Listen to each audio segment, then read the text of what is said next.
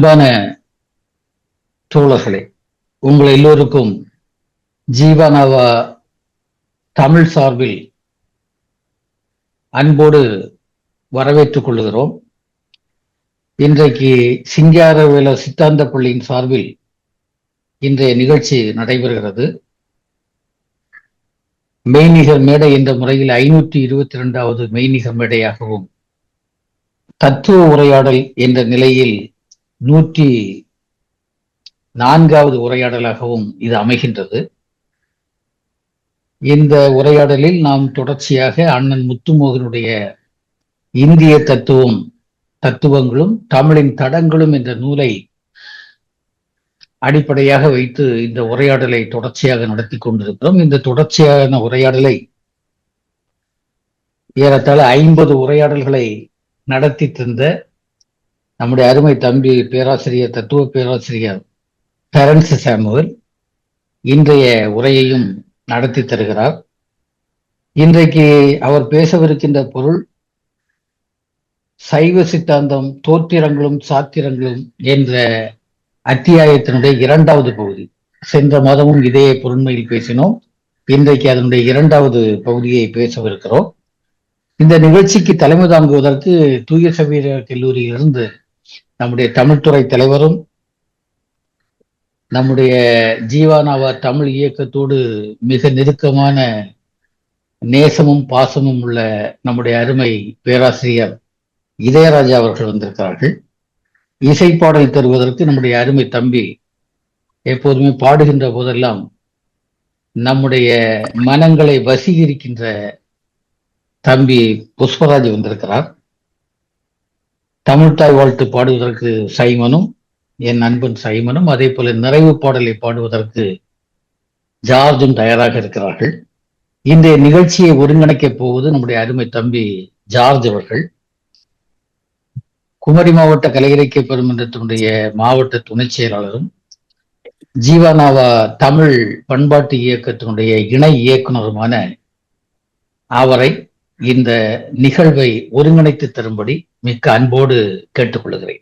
என்ன அன்பான தோழமை நெஞ்சங்களே, ஜீவானாவா தமிழ் சிங்காரர் வேலர் சித்தாந்த பள்ளி, பேராசிரியர் நாவா ஆராய்ச்சி பள்ளி ஆகிய பண்பாட்டு பள்ளிகளின் சார்பாக நடைபெறுகின்ற இந்த 522வது மெய்நிகர் மேடை நிகழ்வு இப்போது தொடங்கி இருக்கின்றது. முதல் நிகழ்வாக தமிழ்தாய் வாழ்த்து பாடலை பாட அன்பு தோழன் சைமன் அவர்களை அன்போடு அழைக்கின்றேன். தமிழ்தாய் வாழ்த்து பாடும்போது எல்லோரும் எழுந்து நிற்கவும். 522வது மெய்நிகர் மேடையில் இணைந்திருக்கும் அனைத்து தோழர்களுக்கும் வணக்கத்தை தெரிவித்து தமிழ்தாய் வாழ்த்து. நீராறும் கடலொடுத்த நிலமடந்தை எழிலொழுகும் நீராறும் வதனமெனும் திகழ்பரத கண்டமிதில் தெக்கணமும் அதில் சிறந்த திராவிடனல் திருநாடும் தக்க சிறு பிறை நுதலும் தரித்தனரும் திலகமுமே அத்தியக வாசகும் இன்பமுற எத்திசையும் புகழ் மணக்க இருந்த பெரும் தமிழனங்கே உன் சீரிழமை சிரம் வியந்து செயல் மறந்து வாழ்த்துதுமே.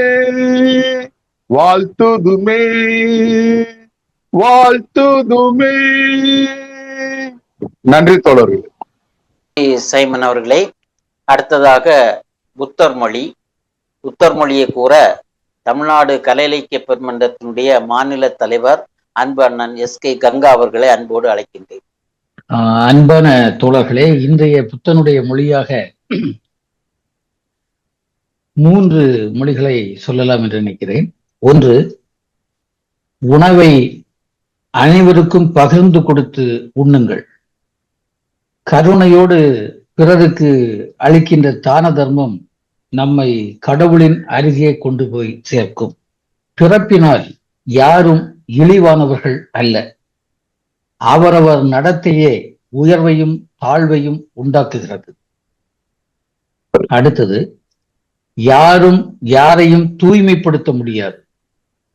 சுத்தம் அசுத்தம் இரண்டும் அவரவர் எண்ணம் மற்றும் செயல்களை பொறுத்த விஷயங்கள்தான்.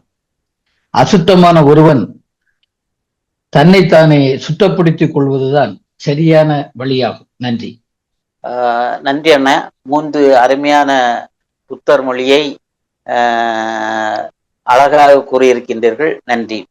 அடுத்ததாக அன்பான தோழமை நெஞ்சங்களை, நமது 522வது ஜீவானாவா சிந்தனை பள்ளியினுடைய மெய்நிகர் மேடை நிகழ்வு இப்போது தொடங்க இருக்கின்றது. இந்த நிகழ்வில் அண்ணன் முத்துமோகன் அவர்கள் எழுதிய இந்திய தத்துவங்களும் தமிழின் தடங்களும் என்ற நூலை வைத்து இது 51வது தத்துவ உரையாடலாக நடைபெறுகின்றது. சைவ சித்தாந்தம், தோத்திரங்களும் சாத்திரங்களும் என்ற தலைப்பில் நமது உரை 2வது உரையாக அமைகின்றது. இந்த உரையை நமக்கு தருவதற்காக அன்பு தோழர் டரன் சாமுவேல் அவர்கள் வந்திருக்கின்றார்கள். இந்த நிகழ்ச்சிக்கு தலைமையேற்று நடத்தி தர அன்பு தோழர் நம்முடைய இனிய தோழர் இதயராஜா அவர்கள் வந்திருக்கின்றார்கள். இசை பாடலை தருவதற்காக அன்பு தம்பி RL புஷ்பராஜ் அவர்கள் வந்திருக்கின்றார்கள்.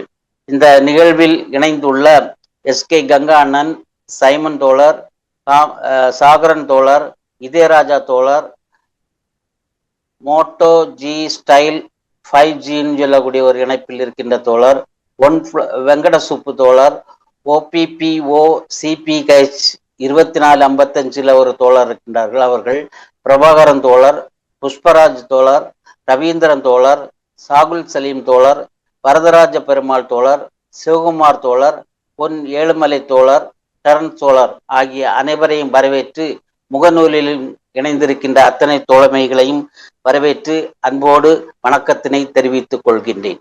அடுத்து இசைப்பாடல் தர நமது RL புஷ்பராஜ் அவர்கள் வருகின்றார்கள். RL புஷ்பராஜ் அவர்களை பற்றி நாம் பல கூட்டங்களில் விரிவாக பேசியிருக்கின்றோம். அவருடைய பாடல் நமக்கு தரும்போது ஒரு இனிமையும் ஒரு கம்பீரமும் நமக்கு தந்து மகிழ்விக்கும். அப்படிப்பட்ட இனிய தோழர் ஆர்வாய் மொழியில் கிளை ஸ்தாபனங்களை அமைத்து இடதுசாரி அமைப்புகளுடைய ஒரு முன்னோடி தோழராக வலம் வந்து கொண்டிருக்கின்றார்கள். தமிழ்நாடு கலை இலக்கிய பெருமன்றத்தினுடைய எல்லா மேடைகளிலும், இந்திய கம்யூனிஸ்ட் கட்சியினுடைய எல்லா மேடைகளிலும் அவர் சிறப்பாக தனது பங்களிப்பை அளித்து பாடல்களை தந்து சிறப்பித்து வருகின்றார்கள்.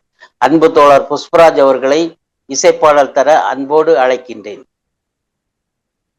புஷ்பராஜ். வணக்கம் தோழர்.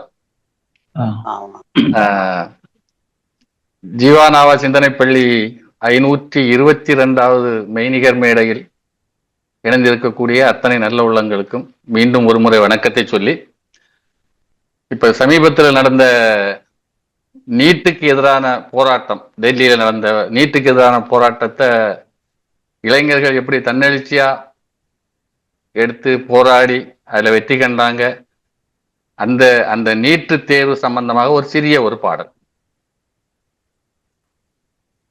நீட்டுக்கொரு பூட்டு போடும் கூட்டத்தை பாரு, ஜன சக்தியை பாரு, இங்கு நாட்டுக்கொரு விடிவு சொல்லும் இளையவர் பாரு, ஜந்தர் மந்தரை பாரு. நீட்டுக்கொரு பூட்டு போடும் கூட்டத்தை பாரு, ஜன சக்தியை பாரு, இங்கு நாட்டுக்கொரு விடிவு சொல்லும் இளையவர் பாரு, ஜந்தர் மந்தரை பாரு. அனிதாவின் மரணத்திலே தொடங்கிய துயரம் இந்த தேசத்தின் அவலம். அனிதாவின் மரணத்திலே தொடங்கிய துயரம் இந்த தேசத்தின் அவலம். அதை ஒழித்திடவே திரண்டு நிற்கும் இளையவர் கூட்டம். அதை ஒழித்திடவே திரண்டு நிற்கும் இளையவர் கூட்டம். நாட்டின் கலங்கரை விளக்கம்.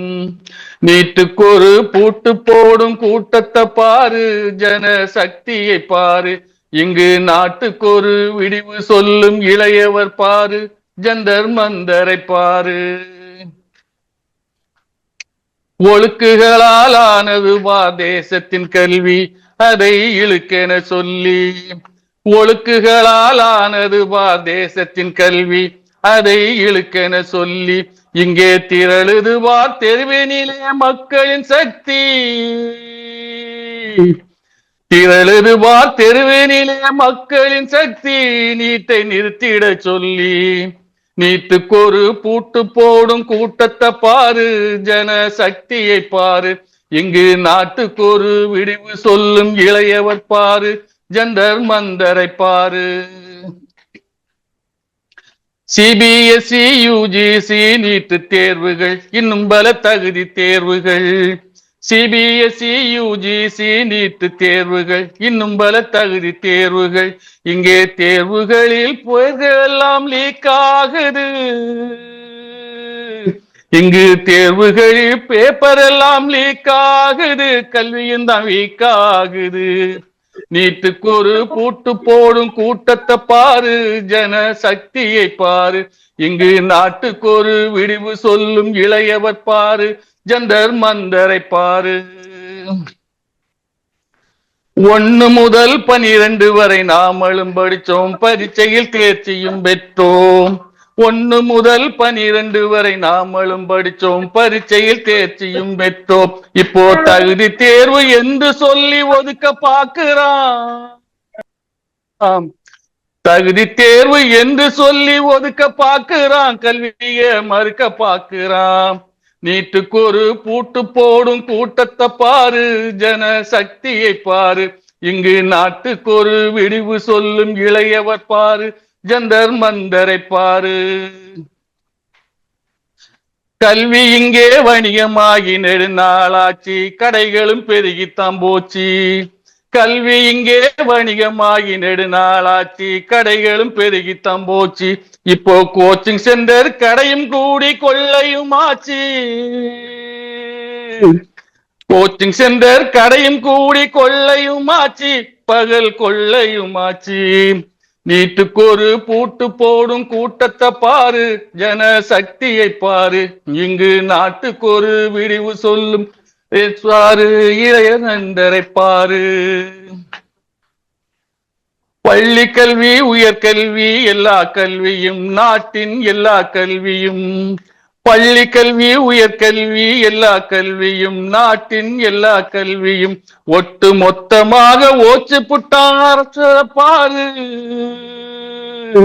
ஒட்டு மொத்தமாக ஓச்சு புட்டாங்க அமைச்சர பாரு, தர்மேந்திரம் பேரு. நீட்டுக்கு ஒரு பூட்டு போடும் கூட்டத்தை பாரு, ஜன சக்தியை பாரு, இங்கு நாட்டுக்கு ஒரு விடிவு சொல்லும் இளையவர் பாரு, ஜந்தர் மந்தரை பாரு, ஜந்தர் மந்தரை பாரு. நன்றி தோழர். நன்றி புஷ்பராஜ் அவர்களே. சிறிய பாடல் இல்ல, இது பெரிய பாடல். இந்த பாடலை எழுதி மெட்டமைத்தது புஷ்பராஜா? இல்ல, நம்ம குமரி மாவட்ட கலையிலக்கிய பெருமன்ற தம்பி நம்ம மாவட்ட தலைவர் விஜயகுமார் தந்தாரு பாடணும். சரி சரி, அருமையான பாடல். இன்றைய கால சூழ்நிலையில் பொருத்தமான பாடல். ஏற்கனவே புஷ்பராஜ் அவர்கள் பாடுகின்ற பாடல்கள் நான் ஏற்கனவே சொல்லியிருக்கின்றேன். அந்த காலகட்டத்தில் சமீபத்தில் அந்த நேரத்தில் நடக்கின்ற பிரச்சனைகளை எல்லாம் தேடி கண்டுபிடித்து அவர் அப்டேட் பண்ணி உடைய ஒரு பாடலை தேர்ந்தெடுத்து பாடுவார். அதே மாதிரி குரலும் அவருடைய பாடலும் கம்பீரமாக இருக்கும் என்று ஏற்கனவே சொல்லியிருக்கின்றேன். அதே போல் இந்த பாடலும் சிறப்பாக அமைந்திருக்கின்றது. உணர்ச்சியை தூண்டக்கூடிய ஒரு அருமையான பாடல். இந்த பாடல்களை பற்றிய தோழர்களுடைய கருத்துக்களை கூற வருமாறு அன்போடு அழைக்கின்றேன். வணக்கம் தோழர்களே. சாகரன். சமகால நீட் தேர்வு சம்பந்தமான போராட்டங்கள் சம்பந்தமான முழுமையான ஒரு தகவல் அடங்கிய பாடல். ஒரு தேசிய கொள்கை எல்லா மாநிலங்களுக்கும் எல்லா மாணவர்களுக்கும் பொதுவானதாக ஒரு கல்வி முறைமை அறிமுகப்படுத்தப்பட வேண்டும். தேர்வும் அப்படித்தான் அமைய வேண்டும் என்றாக பார்க்க வேண்டும். இலங்கை போன்ற நாடுகளில் பல்கலைக்கழகம் வரையும் இலவச கல்வி என்றாக இருக்கும். இன்று வரையும் இலவச கல்வி அல்லது அரசினர் பாடசாலை அரசினர் பல்கலைக்கழகம் என்பது தரம் ஒன்றாக இருக்கும் அளவுக்கு அவர்களால் கட்டமைக்கப்பட்ட விடயம் இந்தியாவிலும் உருவாக்கப்பட வேண்டும். இந்தியாவில் உண்மையில் இந்த உயர்கல்வியும் கல்விகளும் எப்ப தனியார் மயமாக்கல் என்பது கட்டுப்பாடற்று திறந்து விடப்பட்டதோ அந்த அது நாசமாகி கொண்டு போறதாக உணரப்படுகிறது. அது கோச்சிங் சென்டரா இருக்கலாம் அல்லது வேற துறை சார்ந்த பல்கலைக்கழகங்களா இருக்கலாம். அவை அரசு தனது பல்கலைக்கழகங்களையும் அது +2 வரையும் உள்ள பாடசாலை வரையும் நிச்சயமாக அரசு பாடசாலை தரம் ஒன்றுக்கு வரக்கூடிய மாதிரி கடந்த அரசு சில முயற்சிகளை தமிழ்நாட்டில் செய்தது போல் தொடர்ந்து செய்ய வேண்டும். அதற்கான எல்லா அடித்தளங்களும் இல்லாமல் இருப்பதும் இந்த அனிதா போன்ற நமது இளங்குருத்துக்கள் நமது உயிர்களை மாற்றிக் கொள்றதுக்கு காரணமாக அமைந்திருக்கின்றது. எந்த வகையிலும் தற்கொலை ஏற்புடையதல்ல. ஆனாலும் கூட அந்த வலிகள் இதுகள் உணரப்படுகின்றது. அது எல்லாத்தையும் திரட்டி தனது அருமையான குரலாலும் கவித்துவத்தாலையும் முன்னுக்கு கொண்டு வந்த தோழர்களுக்கு எனது வாழ்த்துக்கள். நன்றி. நன்றி தோழர். வேற கருத்துக்கள்? ஜார்ஜ், நான் பேசுங்கண்ணா. அன்பான தோழர்களே, புஷ்பராஜ் ஒரு அருமையான பாடலை எப்போதும் போல அவர் சாதாரணமாக அவர் தேடி கண்டுபிடிப்பார். இந்த பாடல் அவர் தேடி கண்டுபிடிக்கவில்லை என்றாலும் கூட நம்முடைய குமரி மாவட்ட கலை இலக்கிய பெருமன்ற செயலாளர் விஜயகுமார் அவருக்கு அனுப்பி கொடுத்த பாடல், அந்த பாடலை பாடியிருக்கிறார். மிகச் சிறப்பான ஒரு பாடல் என்பது இன்றைக்கு அண்மையில் உருவான ஒரு பெரிய ஒரு அரசியல் கொந்தளிப்பினுடைய வெளிப்பாடாக உருவான ஒரு விஷயத்தை அதனுடைய மையச்சரடை மிக அருமையாக எடுத்து சொன்ன இந்த பாடலில் கொண்டு வந்திருக்கிறார். நம்முடைய தோழர் சாகரன் சொன்னது போல அல்லது ஜார்ஜ் சொன்னது போல மிக அருமையான பாடல் மட்டுமல்ல, அதனுடைய சகல அம்சங்களையும் அதில் கொண்டு வந்திருக்கிறார். அது ஒரு வகையில நமக்கு அந்த நீட்டுக்கு எதிரான ஒரு போராட்டம் என்று சொன்னாலும் கூட அது வெறுமனே நீட்டுக்கு எதிரான போராட்டம் மட்டுமாக இல்லை என்பதை நாம் பார்த்தோம். நீட்டுக்கு எதிரான ஒரு போராட்டமாகத்தான் தொடங்கியது. குறிப்பாக அந்த தேர்வுத்தாள்கள் கசிவது, அது ஒரு முறை இருமுறை இல்லை, 10-12 முறைகள் கசிந்திருக்கின்றன என்றெல்லாம் சொல்லுகிறார்கள். நிறைய ஊழல் அதற்கு பின்னால். ஏன்னா தனியார் நிறுவனங்கள் அவங்க இஷ்டத்துக்கு இது பண்றாங்க. அப்ப அதெல்லாம் அதுக்கு எதிராகத்தான் இந்த போராட்டம் நடந்தது என்றாலும் கூட அது அதோடு நிற்கவில்லை என்பதை நாம் இப்போதும் பார்க்கிறோம். இப்போதும் அங்கே டெல்லியிலே நம்முடைய மாணவர்களும் இளைஞர்களும் மீண்டும் போராட்ட களத்திலே நிற்கிறார்கள் என்பது கூட ஒரு இந்தியாவினுடைய எதிர்காலத்துக்கான ஒரு நம்பிக்கை நட்சத்திரமாக இருக்கக்கூடிய விஷயமாக இருக்கிறது. அதை இன்றைக்கு பாடலாக தந்திருக்கக்கூடிய நம்முடைய தம்பி புஷ்பராஜுக்கு நம்முடைய வாழ்த்தும் அன்பும். நன்றி அண்ணா. நன்றி. ஆமா, அன்பார்ந்த தோழர்களே, சைவ சித்தாந்தம் தோத்திரங்களும் சாத்திரங்களும் என்ற பொருண்மையில் இன்றைய உரை தர நமது ரன் சாமுவேல் அவர்கள் வந்திருக்கின்றார்கள். இந்த அருமையான உரைக்கு தலைமை தாங்கி நடத்தி தர தூய சவேரியார் கல்லூரியினுடைய தமிழ் துறை தலைவர், அன்பு தம்பி என்று சொல்வேன், இதயராஜா அவர்கள் தலைமை தாங்கி நடத்தி தர வந்திருக்கின்றார்கள். அவர்கள் தூய சவேரியார் கல்லூரியில் தமிழ்துறை தலைவராக இருந்து கொண்டு பல பணிகளை ஆற்றி வருகின்றார்கள். குறிப்பாக ஆராய்ச்சி மாணவர்களுடைய கைடாகவும் வழிகாட்டியாகவும் அதே போன்று பல ஆராய்ச்சி கட்டுரைகள் எழுதி தமிழில் மொழிபெயர்த்தும் நமக்கு தந்து கொண்டிருக்கின்றார்கள்.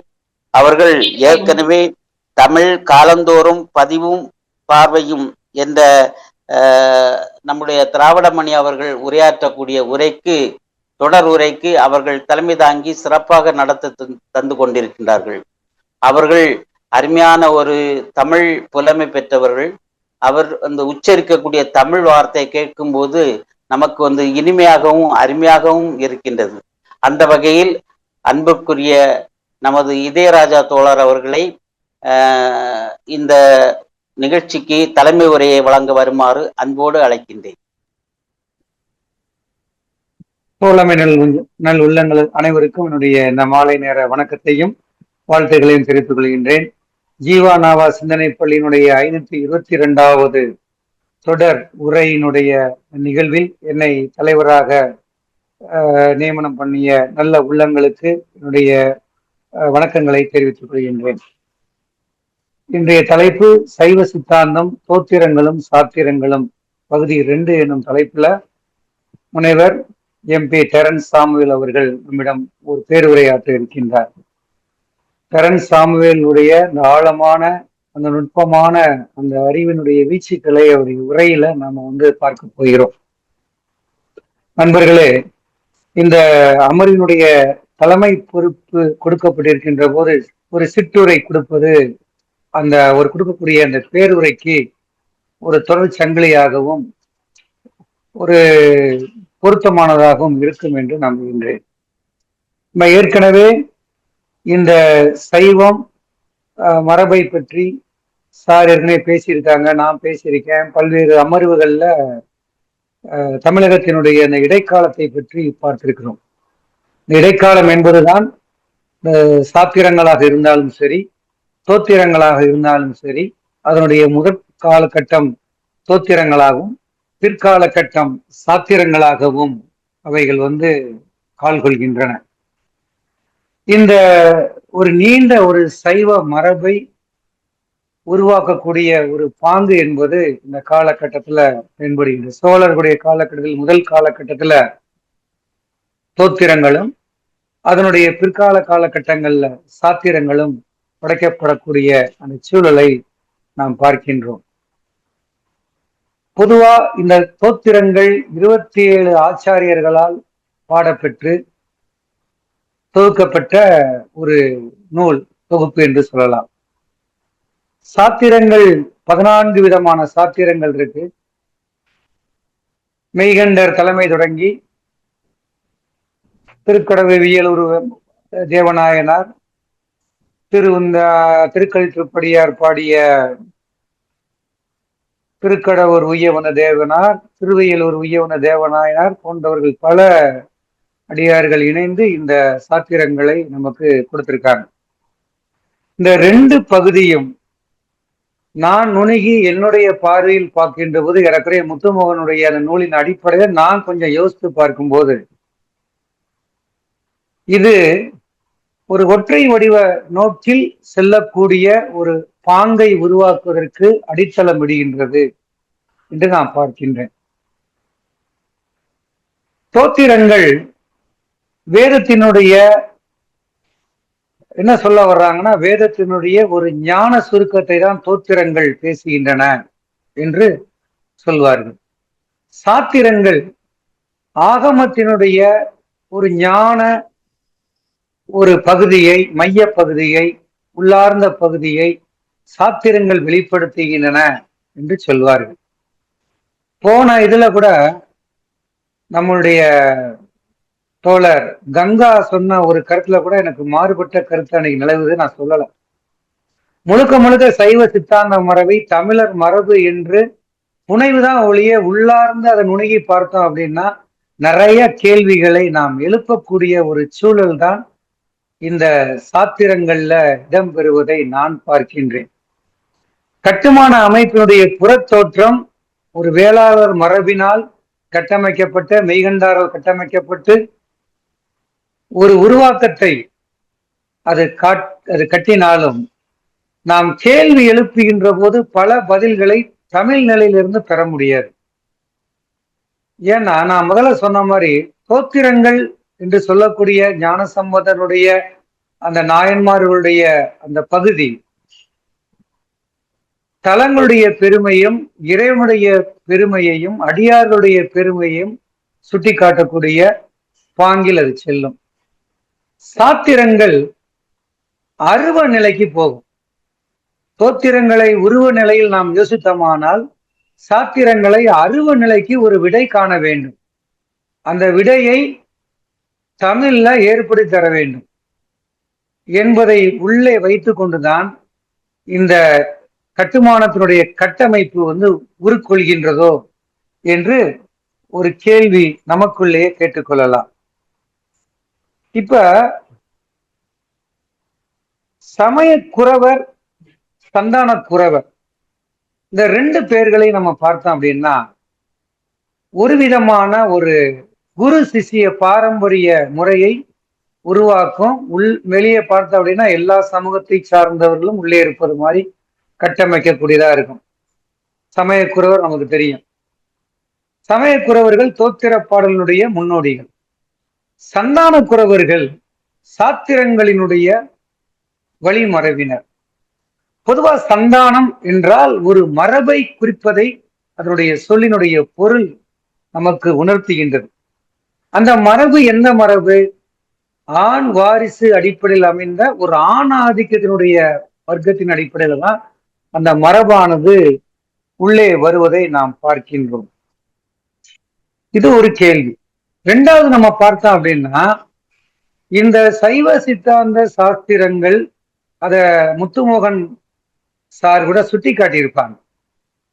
இந்த தோத்திரங்களுக்கும் சாத்திரங்களுக்கும் இடையிலேயே 3 நூல்கள், 2 நூல்களை சார் சொல்லியிருக்காரு. ஒரு நூலை ஒரு வேளைக்கு நான் நுணுகி பார்த்தா வேற கட்டுரை சார் சொல்லியிருக்காருன்னு தெரியல. அந்த சாத்திரங்கள்ல வரக்கூடிய ஒன்று திருவுந்தியாரும் திருக்களிற்றுப்படியாரும் மெய்கண்ட தேவனுடைய அந்த நூலுக்கு முன்னாடி காலகட்டமா கட்டமைக்குது. தோத்திரங்களுக்கும் சாத்திரங்களுடைய எண்ணிக்கையில் தொகுப்புகள் அதில் இருந்தாலும் சாத்திரங்களுடைய தலைமையாக மெய்கண்டாருடைய நூல் தான் முதன்மை இடம் பெறும். அவர் தான் கட்டமைக்கிறார். ஆனா அதுக்குள்ள இந்த திருவுந்தியாரும் திருக்களிற்றுப்படியாரும் வந்தாலும் காலத்தின் அடிப்படையில இந்த 2 நூலும் முன்னாடி நூலா இருக்கு. திரு உந்தியாரை எழுதியது திருவியலூர் உய்யவந்த தேவநாயனார் என்று சொல்வார்கள். திருக்களிற்றுப்படியாரை பாடியது திருக்கடவுர் உய்யவந்த தேவர் என்று சொல்வாங்க. இது ஒரு ஆசிரிய மாணவ உறவு மாதிரி காட்டக்கூடியதா இருக்கு. இவருடைய காலம் 1143 என்று நினைக்கிறேன். திருவியலூர் அதாவது திருவுந்தியாருடைய காலம் 1143. திருக்களிற்றுப்படியாருடைய காலம் 1178 என்று சுட்டி காட்டப்படுகின்றது. 11, 12ஆம் நூற்றாண்டு.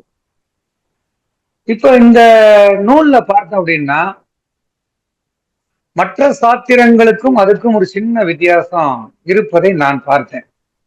இப்ப தோத்திரங்கள் இறைவனுடைய பெருமை,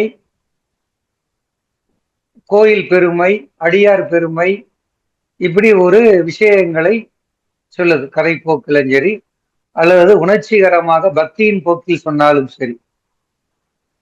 இந்த மெய்கண்ட தேவனுடைய அந்த நூல்கள் எளிதில் புரிந்து கொள்ள முடியாது. புரியாத ஒன்றை புரிவதுதான் சிவம் என்ற ஒரு உள்ளார்ந்த கட்டமைப்புக்குள்ள வரும். இப்ப நான் சொன்ன அந்த முன்னாடி இருக்கக்கூடிய இந்த திருவுந்தியாரும் திருக்களிற்றுப்படியாரும் 2க்கும் இடைப்பட்ட ஒரு சூழலை அது காட்டுது. அதுல பார்த்தோம் அப்படின்னா அந்த நூல்ல 2 பேருமே ஏறக்குறைய சிவம் என்ற அந்த உலகம், மாயை, பரம்பொருள், பதி, பசு, பாசம் என்பதை வலியுறுத்தி பேசக்கூடிய அந்த சாத்திரங்கள் தொகுப்பில் இருக்கக்கூடிய இந்த நூல், முன்னாடி இருக்கக்கூடிய இந்த 2 நூல், அவைகளை பற்றி பேசினாலும் அதிகமா எதை பற்றி பேசும் அப்படின்னா அன்பை பற்றி பேசும்.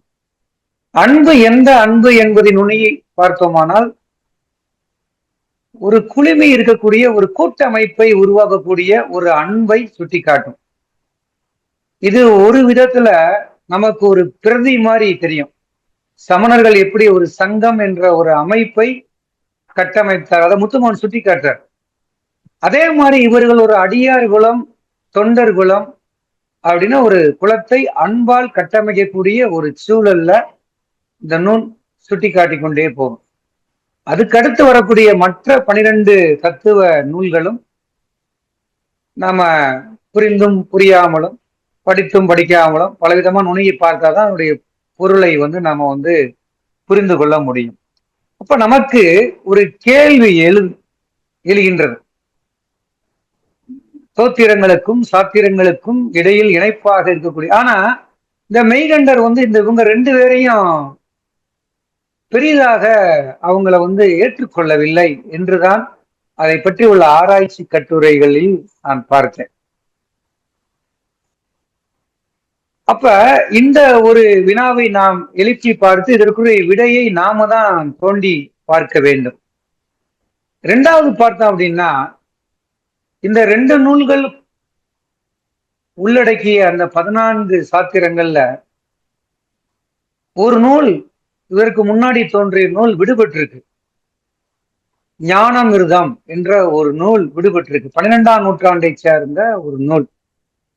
அதனுடைய ஆசிரியர் வாகீச முனிவர் என்று சொல்றாங்க. வட இந்தியாவில் இருந்து தென்னிந்தியாவிற்கு வந்த ஒரு சீடத்துவ முறையில் வந்த ஒரு நபர், ஒரு மனிதர் என்று வைத்துக் கொள்வோம். வாகீச முனிவர், அவர் வாகீசர் என்று அழைக்கின்றாங்க. அவருடைய குரு அருண்மொழி தேவர். இவர் எழுதிய ஒரு நூல் தான் ஞானம் மிருதம் என்ற ஒரு நூல். அந்த நூலை இதற்கு பின்னாடி தோன்றிய 14 சாத்திரங்கள் ஒன்றாக அது சுட்டி காட்டப்படவில்லை. ஏன் சுட்டி காட்டப்படவில்லை? அப்பதான் ஒரு கேள்வி எழுது. கங்கா சார் சொல்றதுதான் நம்ம பதில் சொல்லணும். தமிழ் மரபு என்பது வடமரபாக காட்டக்கூடிய ஒரு சூழலுக்கு வந்துவிடுமோ என்ற ஒரு கேள்வியை தான் நான் எழுப்பி பார்த்தேன். ஏன்னா இவர் வடக்கிலிருந்து தெற்கு நோக்கி வர்றார். இவருடைய பயணப்பாதையை பற்றி நாம் பார்க்கின்ற போது இவர் தெற்குல ஒரு இடத்துல ஞானம் பெறுகின்றார். ஞானம் பெற்று அவர் எங்க வர்றாரு அப்படின்னா பாபநாசத்துக்கு பக்கத்துல வர்றாரு. பாபநாசத்துல புதிய மலைக்கு அம்பாசமுத்திரம் கடனா நதி நம்ம கேள்விப்பட்டிருக்கோம். கடனா நதியில திருவாலிச்சூரம் என்ற இடத்துல அவருக்கு சிவனுடைய அருள் அங்க தங்க வேண்டும் என்று ஒரு அருள் கிடைத்து அவர் அங்கேயே தங்கி தான் பெற்று வந்த முதல்ல தென்னிந்தியாவுக்குள்ள வரும்போது அவர் இந்த நம்ம கடனா நதிக்கு வருவதற்கு முன்னாடி தென்னிந்தியாவுக்குள்ள நுழையும் போது அவர் ஒரு குருவிடம் சென்று அந்த சீடத்துவ முறைமைகளை கற்றுக்கொண்டுதான் வருவார். அவர் பயின்ற அந்த முறை கோளினம் என்று சொல்கின்றார். அதில் நுனிதான் பார்க்கணும். அந்த கோளின முறையை மடத்தை அவர் இந்த கடனாநதி திருவாலிச்சுரத்துல தங்கி அதை உருவாக்கி இந்த ஞானாமிர்தம் என்ற நூலை எழுதுகிறார். 75 அகவருப்பாவாக இருக்கின்றது. அதுல பதி பசு பாசம் பற்றி டீட்டெயில்டா விளக்கங்கள் போகுது. அப்ப இங்க ஒரு நூல் உள்ளே இருக்கு, இங்க சேர்த்துக் கொள்ளப்படவில்லை. இப்ப 4வது ஒரு கேள்வியை கேட்டுட்டு அப்படியே நம்ம முடிச்சிடலாம். ஏன்னா இதெல்லாம் நாம தான் விடை காண வேண்டும். சார் நமக்கு சில விஷயங்களை சொல்ல போறாரு. ஒரு வேளைக்கு சார் நமக்கு சொன்னாருன்னா நமக்கு நல்லதா தென்படும். இல்லைன்னா அடுத்த கூட்டங்கள்ல நாம எல்லாரும் சேர்ந்துவே அதற்குரிய விளக்கங்களை சொல்லலாம். இந்த சந்தான மரபு என்பதிலையும் நிறைய இடைப்பரவல்கள் உள்ள இருக்கின்றதை நான் சுட்டி பார்த்தேன். என்ன அப்படி பார்த்தேன் அப்படின்னா, மெய்கண்ட தேவர் வந்த ஒரு சந்தான மரபு என்பது ஒரு மரபு. இதெல்லாம் படிநிலையாக இருக்குமோ? படிநிலை என்பது நமக்கு தெரியும், வேறுபாடுகளை உற்பத்தி பண்ணக்கூடிய படிநிலை. அப்படிதான் நம்ம பார்க்க வேண்டியிருக்கு. மெய்கண்ட தேவர் ஒரு விதமான மரபாக அவர் வர்றார். இந்த மரபு என்பது அவங்க சைவ சித்தாந்தத்தை பொறுத்த வரைக்கும் எங்க தொடங்கும்னா முதல்ல சிவன்கிட்ட தான் தொடங்கும். சிவன் பார்வதிட்ட சொல்லி அது ரெண்டும் அதுக்கு அடுத்த நிலையில அந்த சந்தான மரபு பார்த்தோம் அப்படின்னா சிவம் பார்வதிட்ட போறத வெளிப்பட சொல்ல மாட்டாங்க. ஏன்னா இரண்டும் ஒன்றே, சிவனும் உமையும் ஒன்றே. அதுக்கடுத்து அந்த சந்தான மரபு சதாசிவம், யாரு? சிவனுடைய மாற்று உருவம். அதற்கு பிறகு அனந்த தேவர். இப்படி ஸ்ரீகண்ட தேவர், இப்படி ஒரு விளக்கம் போகுது. அவனுடைய அந்த நான் சொன்ன சந்தான முறை. இன்னொரு விதத்துல பார்த்தோம் அப்படின்னா அந்த சந்தான முறை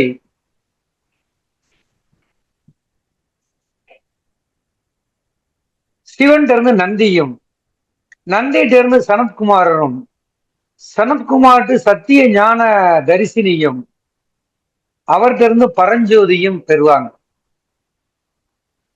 இது ஒரு மெயின் மரபு, சந்தான குறவர். இது கண்ணுக்கு தெரியாது. கண்ணுக்கு தெரியாத நாம எப்படி வச்சுக்கலாம்?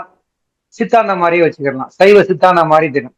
அதை என்ன மரபு என்றால் சொல்றாங்க, அகச்சந்தான மரபு என்று சொல்றாங்க. இவங்க எல்லாம் கண்ணுக்கு தெரியாத ஒரு மரபு. சிவனோ, நந்தியோ, சனத்குமாரோ, சத்திய ஞான தரிசினியோ, பரஞ்சோதியோ, இவர்கள் கண்ணுக்கு தெரியாத புலங்கடந்த ஒரு சந்தான மரபு. அவர்களை அகச்சந்தான மரபு என்று சொல்வாங்க.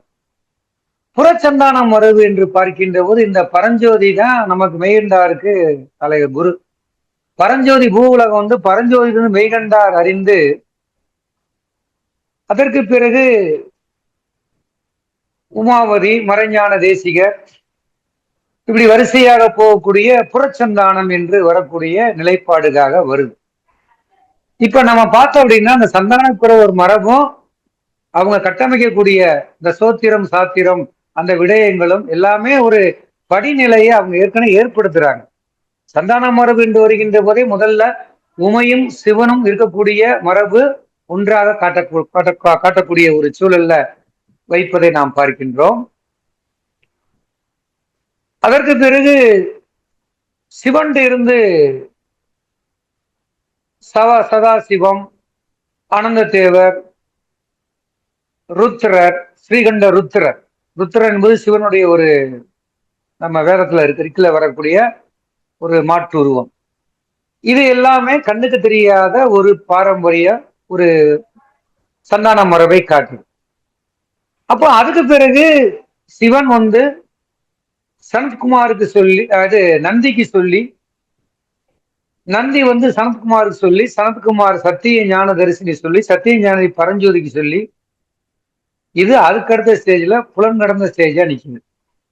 பரஞ்சோதி உள்ளே வந்து மெய்கண்டர்கிட்ட சொல்றாரு. மெய்கண்டர் அருணந்தி சிவாச்சாரியார்கிட்ட சொல்றாரு. அருணந்தி சிவாச்சாரி உமாச்சாரியார்கிட்ட சொல்றாரு. உமாச்சாரியார் மறைஞான சொல்றாரு. இப்படி ஒரு சிறப்பு. நான் ஒரு கேள்வி நம்ம எழுப்பணும்.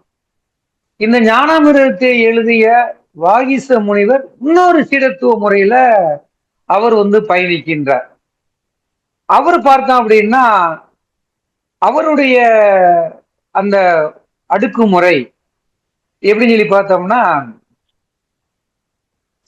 ஜனந்தர்ல இருந்து வந்து சிவபுண்ணிய தேசர் என்ற ஒரு பரம்பரை வழியாக வரக்கூடியதாக இருக்கு. அதுக்கு ஒரு 4 வரிசையாக அந்த பெயர்கள்லாம் சிலது நமக்கு சொல்லக்கூடிய கடினமாக இருக்கு. இப்ப இப்படி பல மரபுகள், இந்த சந்தான குபர மரபுகள் இருக்கின்றன.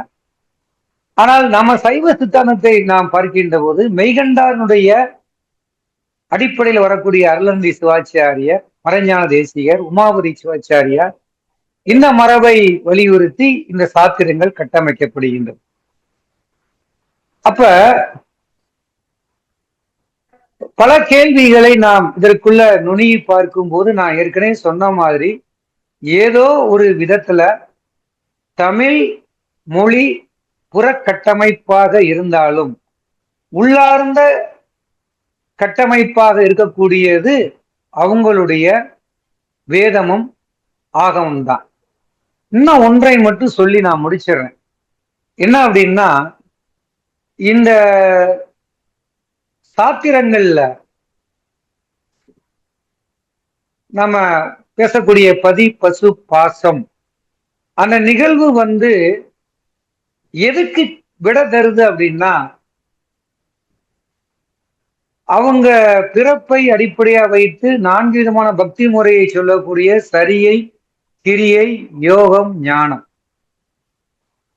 சரியை சாலோகம், அது நமக்கு விளக்கத்தேல. சாலோகம் என்பது நமக்கு தாச அடிமை முறை, தாச மார்க்கம் என்று சொல்லுவாங்க. ஏறக்குறைய ஒரு ஆண்டான் அடிமை, எல்லா வேலையும் பார்த்து தாசனா இருக்கணும். திருநாவுக்கரசர் கொடுத்திய இந்த தாச மார்க்கம். இந்த தோத்திரத்தை தான் இந்த சாத்திரம் வேற விதத்துல கட்டமைக்குது. அதான் நான் தொடக்கத்துல சொன்னேன். இப்ப இந்த சர்ப்புத்திரம் என்பது சாமீபம், இறைவனுக்கு அருகில சில சடங்கு, சில கோயில் பணி, சில பணிகளும் சடங்குகளும் செய்தால் இறைவனுக்கு அருகில் இருக்கக்கூடிய ஒரு பாக்கியத்தை பெறலாம். அதன் அடிப்படையில் பதிப்பசு பாசம் எப்படி நெருங்கி போகுது என்பதை இந்த 2வது நம்ம மார்க்சிய அடிப்படையில் சொல்ல போனா ஒரு வர்க்கம் மாதிரி சொல்லிக்கிறோம். 2வது நிலைப்பாட்டினுடைய அடிப்படைக்கு விளக்கம் கூடியதான் அந்த சைவ சித்தாந்த சாத்திரம் இருக்கு. 3வது சக மார்க்கம், சுந்தரர் மாதிரி இருக்கக்கூடிய அந்த மார்க்கங்கள், அந்த இறைவன் நம்மளெல்லாம் செஞ்சா முதல் ஒருத்தன் தொண்டு செஞ்சு அந்த உலகத்துல போனான், ரெண்டாவது ஒருத்தன் தொண்டும் கொஞ்சம் சடங்கும் செஞ்சு அவர் பக்கத்துல போனான், மூணாவது இருக்கக்கூடியவன் கொஞ்சம் இணையா இருந்து அவர் உருவத்தை பெற்று அவர் ரூபத்தை பெற்றுக்கொள்ளலாம், அவர் அருளை பெற்றுக்கொள்ளலாம். அது சாரூபம் என்று சொல்லுவாங்க. கடைசி சாயுச்சம் சன்மார்க்கம் என்று சொல்லுவாங்க. அங்க சாயுச்சம் என்பது சென்று தேய்ந்து இருதல் என்று சொல்லலாம். கரைந்து போதல், காணாமல் போதல், அல்லது மெய்ப்பொருளை காணுதல், இப்படி ஒரு கட்டமைப்பு 4வது நிலை அந்த கட்டமைப்போடு வரும். இந்த 4 மார்க்கத்திலுமே ஞான மார்க்கம் என்பது நமக்கு தெரியும். அது எவருக்காக அது வடிவமைக்கப்பட்டிருக்கின்றது என்பது நமக்கு தெரியும். அப்ப நான் சொல்லிய இந்த அடிப்படை நான் நுணுகிய பார்வையில் இதை முன்வைத்தேன். இது இன்னும் நம்ம விரிவா நம்ம எல்லாரும் இணைந்து கூட நம்ம இன்னும் நுணுகி புதிய விஷயங்களை வெளியே கொண்டு வரலாம். இதோட நான் முடிச்சுக்கிறேன். ஆகவே இந்த சைவ சித்தாந்த சாத்திரங்களும் தோத்திரங்களும் அவைகள் தோன்றிய ஒரு காலத்தினுடைய சூழல், எந்த தேவை நிமித்தமாக அந்த சூழல் ஏற்பட்டது, அந்த சூழலின் காரணமாக உற்பத்தியான அந்த பொருண்மைகள் என்ன, அந்த பொருண்மைகள் எப்படி ஒரு விதமான கண்ணுக்கு புலனாகாத ஒரு கருத்தியலை கட்டமைக்க முனைகின்றது என்பதை நாம் யோசித்து பார்க்கலாம். ஆகவே இந்த வாய்ப்பை கொடுத்த நண்பர்களுக்கும் பேராசிரியர் தோழமை நல் உள்ளங்களுக்கும் என்னுடைய நன்றியை தெரிவித்துக் கொள்கின்றேன். நன்றி, வணக்கம். நன்றி தோழர் இதயராஜ் அவர்களே. இன்றைய பொருண்மை சைவ சித்தாந்தம் தோத்திரங்களும் சாத்திரங்களும் என்ற இந்த தலைப்பை ஒட்டி அருமையான ஒரு தலைமை உரையை தந்திருக்கின்றீர்கள். இந்த தலைமை உரை இந்த இந்த உரையினுடைய இந்த சிறப்புரைக்கு ஒரு அடித்தளமாகவும் முன்னுரையாகவும் அமையும் என்ற நம்பிக்கையோடு அடுத்தது சிறப்புரைக்கு டர்ன் சாமுவேல் அவர்களை அணுகலாம். டர்ன் சாமுவேலை பற்றி நாம் இந்த கூட்டத்தில் இந்த நிகழ்வில் அறிமுகப்படுத்த வேண்டிய தேவையில்லை. அவர் ஜீவானாவா சிந்தனை பள்ளிக்கு தொடர்ச்சியாக அவருடைய பங்களிப்புகளை மிக நேர்த்தியாகவும் கச்சிதமாகவும் செய்து கொண்டிருக்கின்றார்கள். கல்கத்தாவினுடைய சாந்தி நிகேதான் பல்கலைக்கழகத்தினுடைய தத்துவ பேராசிரியராக இருந்து கொண்டு பல ஆராய்ச்சி மாணவர்களை உருவாக்கி கொண்டிருக்கின்றார்கள் என்பது எல்லாம் நமக்கு தெரியும். அவர் நம்முடைய மார்க்ஸ் அம்பேத்கர் தொடரும் உரையாடல் என்ற நூலை முன்வைத்து ஒரு 36 உரைகளை நமக்கு தந்திருக்கின்றார்கள். இன்று இந்த நம்ம இந்திய தத்துவங்களும் தமிழின் தடங்களும் என்ற நூலை முன்வைத்து இது 51வது உரையாடலாக நமக்கு தர இருக்கின்றார்கள். இன்னும் தந்து கொண்டிருப்பார்கள். அவர்கள் அவர்களுடைய உரையை கேட்கும் போது நமக்கு வியப்பாகவும் மகிழ்ச்சியாகவும் உற்சாகமாகவும் இருந்து வருகிறது என்பதை நான் இந்த நேரத்தில் பதிவு செய்து கொள்கின்றேன். அவர்களை தன்னுடைய சிறப்புரையை வழங்க வருமாறு மிக்க அன்போடு அழைக்கின்றேன். தோழர்கள் அனைவருக்கும் இனிய மாலை வணக்கம். இன்றைய அந்த கூட்டத்தில் புஷ்பராஜன் அவர்களுடைய அருமையான ஒரு நீட்டுக்கு எதிரான ஒரு அருமையான ஒரு பாடல், இந்த சமகால பிரச்சனையை குறித்து அதில் உள்ள அடங்கியுள்ள அரசியல் விஷயங்கள், மாணவர் நலன் சார்ந்த விஷயங்கள், ஜனநாயக உணர்வு சார்ந்த விஷயங்கள், இவைகள் எல்லாத்தையும் அந்த பாடல் ஒன்று திரட்டி கொண்டு வந்தது. அதோடு கூட அந்த புஷ்பராஜ் அண்ணனுக்கே உள்ள ஒரு கம்பீரமான ஒரு குரல், அதோடு சேர்ந்து அந்த கவித்துவம், தோழர் சாகரன் அவர்களும் குறிப்பிட்டது போல கவித்துவமும் இணைந்து இன்றைய சமகால பிரச்சனையை பேசுவதாக அமைந்தது. புஷ்பராஜ் அண்ணனுக்கு மிக்க அன்பும் வாழ்த்துக்களும். அதையடுத்து தோழர் இதயராஜா பேராசிரியர் அவர்கள் ஒரு அற்புதமான இந்த இந்த உரைக்கான தலைமை உரையை கொடுத்து சென்றார்கள்.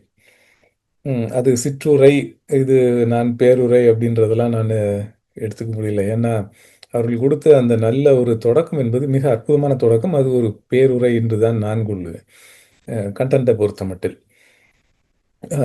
என்னன்னா, தோத்திரங்கள் சைவ சித்தாந்தம் அப்படின்னு சொல்லும் பொழுது அதனுடைய தோத்திரங்கள், அதுக்கு அடுத்து வருகிற சாத்திரங்கள், இவைகளுக்கு இடையில வந்து எப்படி ஒரு மரபை கட்டமைத்தார்கள் அப்படின்றது. அதுல வந்து முக்கியமான ஒரு கேள்வியை எழுப்பியிருக்கிறார்கள். அது ஒரு அற்புதமான ஒரு நல்ல ஒரு விமர்சன கேள்வி. அதை ஒரு தமிழ் மரபு என்று நம்ம சொல்ல முடியுமா? அப்படின்ற ஒரு முக்கியமான கேள்வி. அம் இதை குறித்து நம்ம வந்து சென்ற உரையாடல்லையும் கூட ஒரு ஒரு தொடக்கத்துல வந்து இந்த விஷயங்களை நம்ம பார்த்தோம். என்னன்னா, எப்படி வந்து அது ஒரு தமிழ் மரபாக அங்கீகரிக்கப்பட்டது அப்படின்னு சொல்றது. அதற்குள்ள இருந்த அந்த விவசாய பின்புலம், அந்த நிலப்பிரபுத்துவ விவசாய பின்புலம், அதுக்கப்புறம் வந்து அதிலுடைய எழுந்த அந்த வேளாளர் மரபு என்பது, அது வந்து இன்றைய நவீன காலம் வரை அது வந்து இந்த பிரபுத்துவ அமைப்போடு இணைந்து இயங்குகின்ற அந்த வேளாளர் மரபு அதோடு இணைந்து அது எப்படி ஒரு தமிழ் அடையாளம் அப்படின்ற ஒரு இடத்தை பெற்றது அப்படின்ற ஒரு சின்ன விஷயத்தை ஒரு சின்னதாக அந்த சென்ற உரையாடலை கூட நம்ம அதை பார்த்தோம். இது குறித்த தீவிரமான விமர்சனங்கள் என்பவை நமது ஆய்வு புலங்கள்ல அதிகமாகவே உண்டு. இதை ஒரு தமிழ் மரபு என்று சொல்ல முடியுமா அப்படின்ற போது இதுல வந்து இருக்கின்ற வடமொழி கலப்பு, வடமொழி சார்ந்த அந்த விடயங்கள் எவ்வாறு உட்புகுந்தன அப்படின்றது. ஆனாலும் இந்த இன்றைய சூழல்ல வந்து இதை வந்து ஒரு தமிழ் மரபு அப்படின்னு சொல்லி அந்த வேத மரபுக்கு ஆப்போசிட்டாக எதிர்மறையாக காட்டுகின்ற சைவர்களும் இன்றும் உண்டு அப்படின்ற ஒரு விஷயத்தையும் உண்டு. இங்க விவேகானந்தர் கல்லூரியில பணியாற்றுகிற அந்த ஆறுமுகசாமி தோழர், அதுக்கப்புறம் வந்து சுகி சிவம், அது போல ஒரு அம்மையார், அவர்கள் பெயர் வந்து உடனடியாக ஞாபகத்துக்கு வரமில்லை. இவர்கள் வந்து இந்த வேத மரபுக்கு எதிராக வந்து இந்த மரபை இன்றும் வந்து மிக அழுத்தமாக பேசி கொண்டிருப்பவர்கள் அப்படின்ற ஒரு விஷயம் நம்ம பார்க்க வேண்டியிருக்கிறது. வடமொழி சார்ந்த வட இந்திய தத்துவங்கள் சார்ந்த விஷயங்கள் வந்து உள்ள புகுந்திருந்தாலும் ஒரு தமிழ் அடையாளமாக இது கட்டமைக்கப்பட்டிருக்கிறது அப்படின்ற ஒரு விஷயத்தையும் நம்ம புரிந்து கொள்ள வேண்டியிருக்கிறது. இது குறித்து தொடர் அவர்கள் சொன்னது போல இன்னும் அதிகமான விவாதங்கள் நமக்கு தேவை. இன்னும் அதிகமான நூல்களை படித்து இதை குறித்த விவாதங்களை நாம் நடத்த வேண்டியிருக்கிறது. ஆனாலும் இன்னொரு புறத்துல இதை யோசிக்கும் பொழுது வட இந்திய வட இந்திய விடயங்கள் சார்ந்து சாமண மரபும் கூட இந்திய சமூகத்துல புகுந்திருக்கின்றது. இந்த தமிழ் சமூகத்துக்குள்ள வந்து நம்மளுக்கு அதனுடைய விஷயங்களும் இருக்கின்றன. காப்பிய மரபுல இருந்து அதுல அந்த விஷயங்களை நம்ம பார்க்க முடியும். ஆக எதுவுமே வந்து நம்ம சொல்றது போல முத்துமன் சார் அடிக்கடி சொல்லுவாங்க, தனித்தமிழ் அப்படின்னு சொல்றது வந்து எதுவும் இல்லை அப்படின்ற ஒண்ணு. அதுக்கு பின்னால இருக்கிற தனித்தமிழுக்கும் சைவ அடையாளத்துக்கும் தமிழ்நாட்டில் உள்ள இணைப்பு தொடர்பு அப்படின்றது கொஞ்சம் முக்கியமான ஒன்றாக முத்துமன் சார் அடிக்கடி பேசுவதும் உண்டு. தனித்தமிழ் என்ற ஒன்று உண்டா அப்படின்ற எந்த மொழி கலப்பும் இல்லாத தூய தமிழ் அப்படின்றது ஒன்று சொல்ல முடியுமா அப்படின்ற ஒரு ஒரு விஷயம். அது அது அப்படி ஒரு தூய்மை அப்படின்னு சொல்லி வரும் பொழுது அதற்கு பின்னால இருக்கிற அரசியல் என்ன அப்போ வந்து எதை வந்து தூய தமிழ் இல்லாமல், தமிழ் மரபு இல்லாமல் எதை வந்து விளக்குகிறார்கள் அப்படின்றது. அதற்கான சில முக்கிய விமர்சன பாங்குகளை அயோத்திதாச பண்டிதரை முன்வைத்தும் நம்ம அதை பார்க்க முடியும்.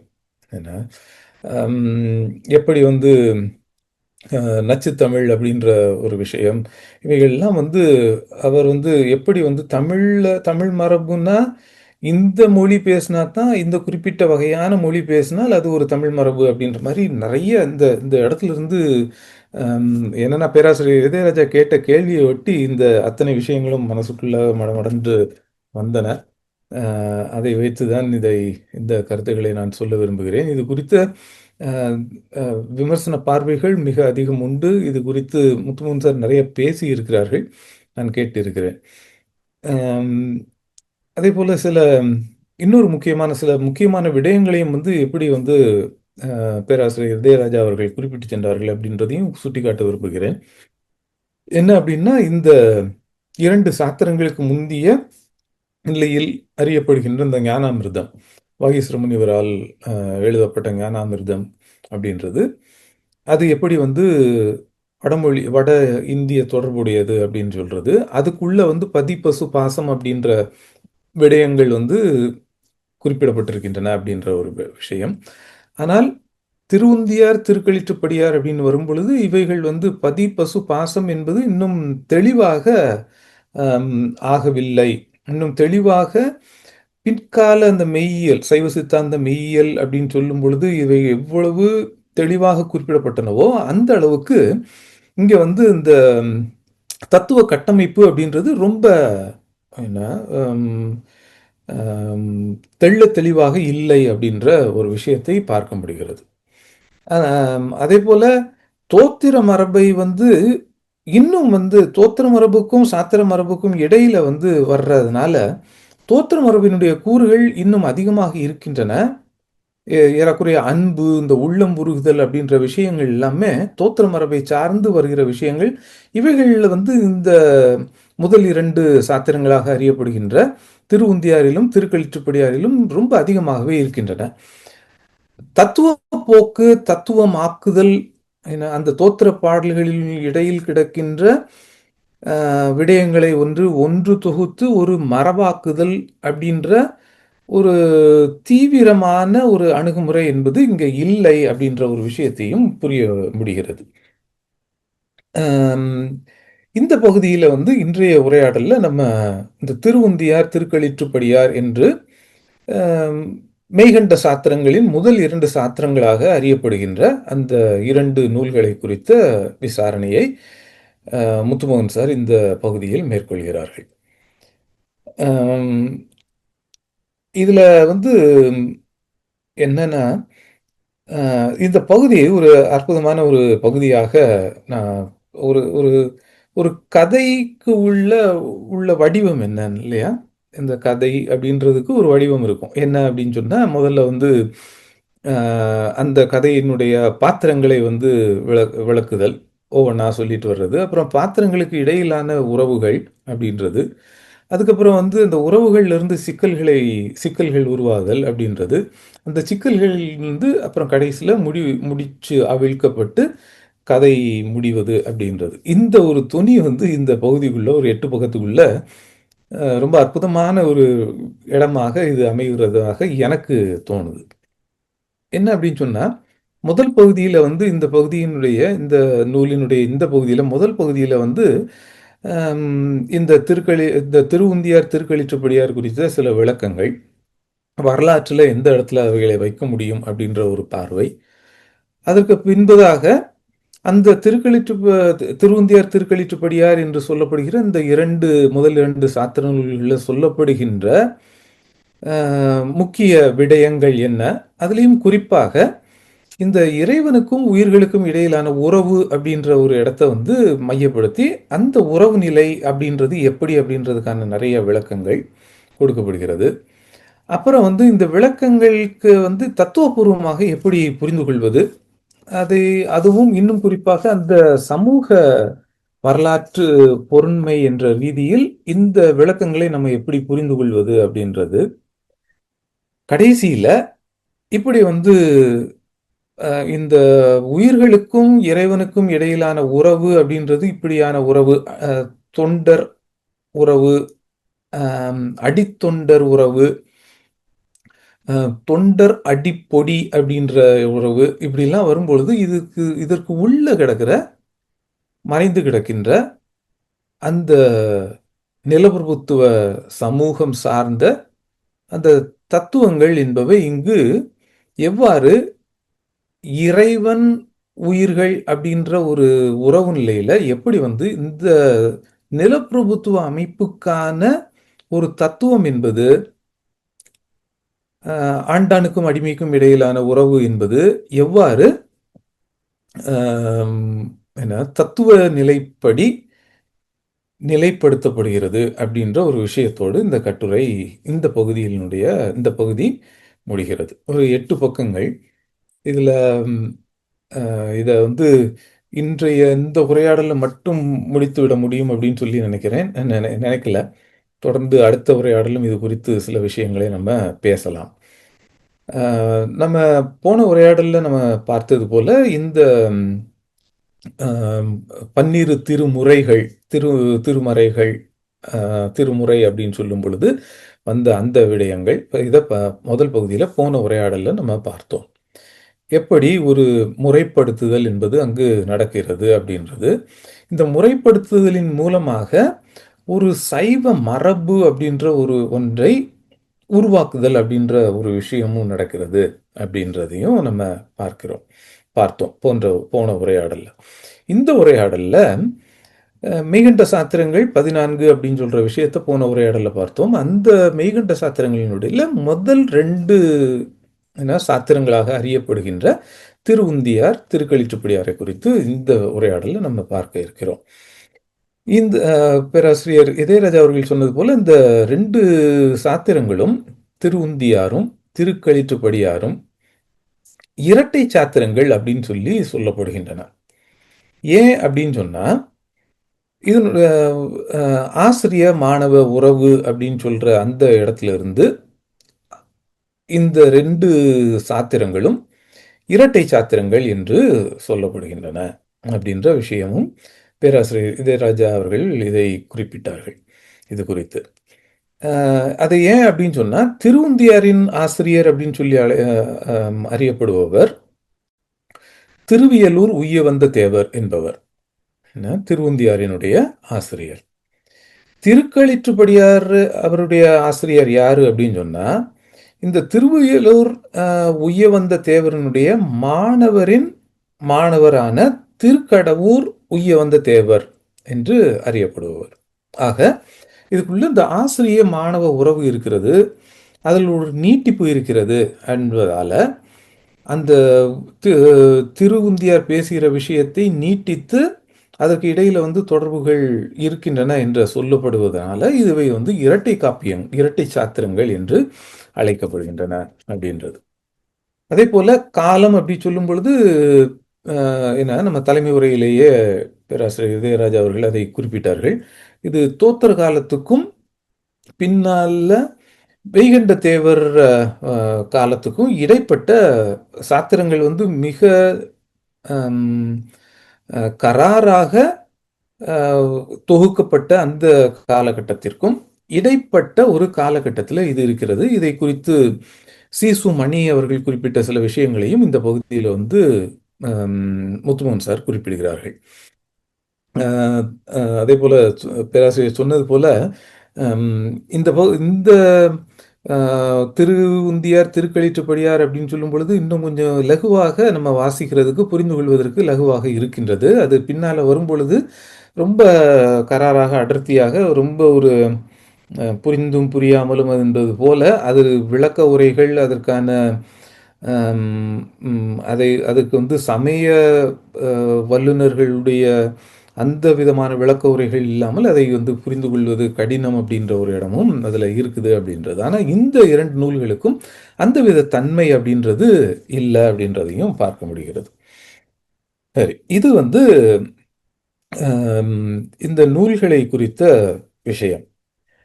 அடுத்த இடத்துல என்ன அப்படின்னு சொன்னா, இந்த சந்தான மரபு அப்படின்னு சொல்லியும் பேராசிரியர் இதயராஜா அவர்கள் குறிப்பிட்டார்கள். இது முக்கியமான ஒரு விஷயம். அதுல இன்னும் கொஞ்சம் கூடுதலாக இந்த சந்தானம் அப்படின்னு சொல்ற அந்த வார்த்தை எப்படி மரபை உருவாக்குவதில் ரொம்ப அழுத்தமான ஒரு பங்கை வகிக்கிறது அப்படின்றது. சந்தான மரபு அப்படின்றது ஒன்றுக்கொன்று அது தொடர்ச்சியாக வழங்கப்படுகின்ற மரபு அப்படின்றது. ஆனா இதுல இந்த திருவுந்தியார் திருக்களிற்றுப்படியார் இரண்டையும் இந்த சாத்திர மரபுக்குள்ள சேர்ப்பதுல நிறைய எதிர்வினைகளும் இருந்திருக்கின்றன அப்படின்றதையும் பார்க்க முடிகிறது. என்ன அப்படின்னு சொன்னா, 2 மரபு பற்றி இங்க முத்துமோகன் சார் குறிப்பிடுகிறார்கள். பேராசிரியர் இதயராஜா அந்த இன்னொரு 2 மரபுகள் இருந்தது அப்படின்னு சொல்ற ஒரு விஷயத்தையும் அதுல குறிப்பிட்டார்கள். என்ன, இந்த மெய்கண்ட தேவர் என்பவருடைய அந்த சந்தான மரபு எவ்வாறு சிவனிலிருந்து தொடங்குகிறது என்ற விஷயத்தை பேராசிரியர் இதயராஜா அவர்கள் குறிப்பிட்டார்கள். இதுல 2 மரபு இங்க முத்துமன் சார் குறிப்பிடுகிறது விஷயம் என்னன்னா, இந்த விஞ்ஞான தேவர் சந்தான மரபு அப்படின்னு சொல்றது, இன்னொன்னு வந்து மெய்கண்ட தேவர் சந்தான மரபு அப்படின்னு சொல்றது. அது நம்ம தெரிஞ்சது போல, நம்மளுக்கு நல்லா அறிந்தது போல, மெய்கண்ட தேவர் தான் வந்து இந்த 14 சாத்திரங்களினுடைய முக்கியமான விடயங்களை எல்லாத்தையும் அவர் தொகுக்கிறார். அவர் வந்து சிவஞான போதம் என்ற அந்த சாத்திர நூலையும் எழுதியவர். அப்ப இந்த மெய்கண்ட சாத்திரங்களாக இங்க ஏற்றுக்கொள்வதில் இந்த திருவுந்தியாரையும் திருக்களிற்றுப்படியாருக்கும் ஒரு எதிர்ப்பு, ஒரு ஆட்சேபனை என்றது இருந்திருக்கிறது. அது பின்பு போன உரையில நம்ம பேசினது போல இந்த தெய்வீக இடையீடு என்பதன் மூலமாகவும் அது இந்த ஆட்சேபனை என்பது பின்னால புறந்தள்ளப்பட்டிருக்கிறது அப்படின்றது. தெய்வீக இடையீடு அப்படின்னு சொல்லும் பொழுது நம்ம போன இதுல பார்த்தோம் என்னன்னா, அந்த ட்ரெடிஷனுக்குள்ள ஒத்து வராத விஷயங்களை வந்து ட்ரெடிஷனுடைய பாட்டாக அங்கீகரிப்புல வந்து தெய்வத்தினுடைய இடையீடு அப்படின்னு சொல்றது முக்கிய பங்கு வகிக்கிறது. என்ன, இந்த பழமையில வந்து ஊறிப்போன சமூகங்கள் புதிய கருத்துக்களை ஏற்றுக்கொள்வதில் அங்கு பிரச்சனைகள், அதே போல 2 மரபுகள் 3 மரபுகள் இருக்கின்ற சூழ்நிலை எது வந்து அந்த கனானிக்கலாக ஒன்றோடு ஒன்று பொருந்தி வரும், எது விளக்கப்பட வேண்டும் அப்படின்ற விஷயங்கள் எல்லாமே வந்து எல்லா திருமறை தொகுப்புகளில் இந்த பிரச்சனைகள் தொடர்ந்து வருவதை நம்ம பார்க்க முடியும். எல்லா விதமான திருமறை தொகுப்புகள்லையும் இந்த பிரச்சனைகள் இருந்திருக்கின்றன. எதை வந்து உள்ளே வைப்பது, எதை வெளியே வைப்பது என்பது, அதுவும் இன்னும் குறிப்பாக கிறிஸ்தவத்தில் பார்க்குறோம் அப்படின்னு சொன்னால் இந்த ஒதுக்கப்பட்ட நூல்கள் அப்படின்னு சொல்லியே உண்டு, அப்போக்ரிஃபல் புக்ஸ் அப்படின்னு சொல்லிட்டு. அது என்னன்னா, இவைகள் வந்து பழைய ஏற்பாட்டில் வந்து ஒதுக்கப்பட்ட நூல்கள், பழைய ஏற்பாட்டின் உள்ளே வராமல், ஆனால் அவைகளிலிருந்து ஒதுக்கப்பட்ட நூல்கள் அப்படின்னு சொல்லியே அதுக்கு பேர் உண்டு. அப்போக்ரிஃபல் காஸ்பல்ஸ் அப்படின்னு சொல்றது, காஸ்பல்ஸ் அப்போக்ரிஃபல் புக்ஸ் அப்படின்னு சொல்றது. ஸோ இதில் வந்து இந்த கனானிக்கலாக எந்த ஒரு விஷயத்தை தொகுப்பதில் எது வந்து பேசப்பட வேண்டும், எந்த விஷயம் பக்தர்களுக்கு கொண்டு செல்லப்பட வேண்டும் என்பது குறித்த நிறைய பிரச்சனைகள் அதில் வருகிறது. அது பின்னால் வந்து ஒரு காலகட்டத்தில் இந்த ஒரு புராண கதை ஒரு தெய்வீக இடையீடு அப்படின்னு சொல்றது மூலமாக இது நிவர்த்தி செய்யப்படுகிறது அப்படின்றது. என்ன அப்படின்னு சொன்னால், இந்த தெய்வீக இடையீடு அப்படின்னு சொல்றது என்ன அப்படின்னு சொன்னால், இந்த திருக்களிற்றுப்படியாரை வந்து கொண்டு போய் சிதம்பரம் நடராஜர் கோயிலினுடைய வாசற்படியில் வைத்ததாகவும், அந்த வாசற்படி பக்கத்தில் இருந்த அந்த யானை களிறு அதை வந்து சிவனுடைய அந்த திருவடியில் கொண்டு வந்து வைத்ததாகவும், காலடிகளில் வைத்ததாகவும், இதன் மூலமாக இதுக்கு வந்து இந்த புத்தகத்தில் வந்து இறைவனுக்கு உகந்ததான இந்த புத்தகம், இந்த சாத்திரம் அப்படின்னு சொல்லி அதற்கு பிறகாக விளக்கங்கள் கொடுக்கப்பட்டு அது வந்து உள்ள சாத்திரங்களுக்குள்ளாக ஏற்றுக்கொள்ளப்படுகிறது அப்படின்றத பார்க்க முடிகிறது. இன்னொரு விஷயம் என்ன குறிப்பிடப்படுகிறது அப்படின்னு சொன்னா,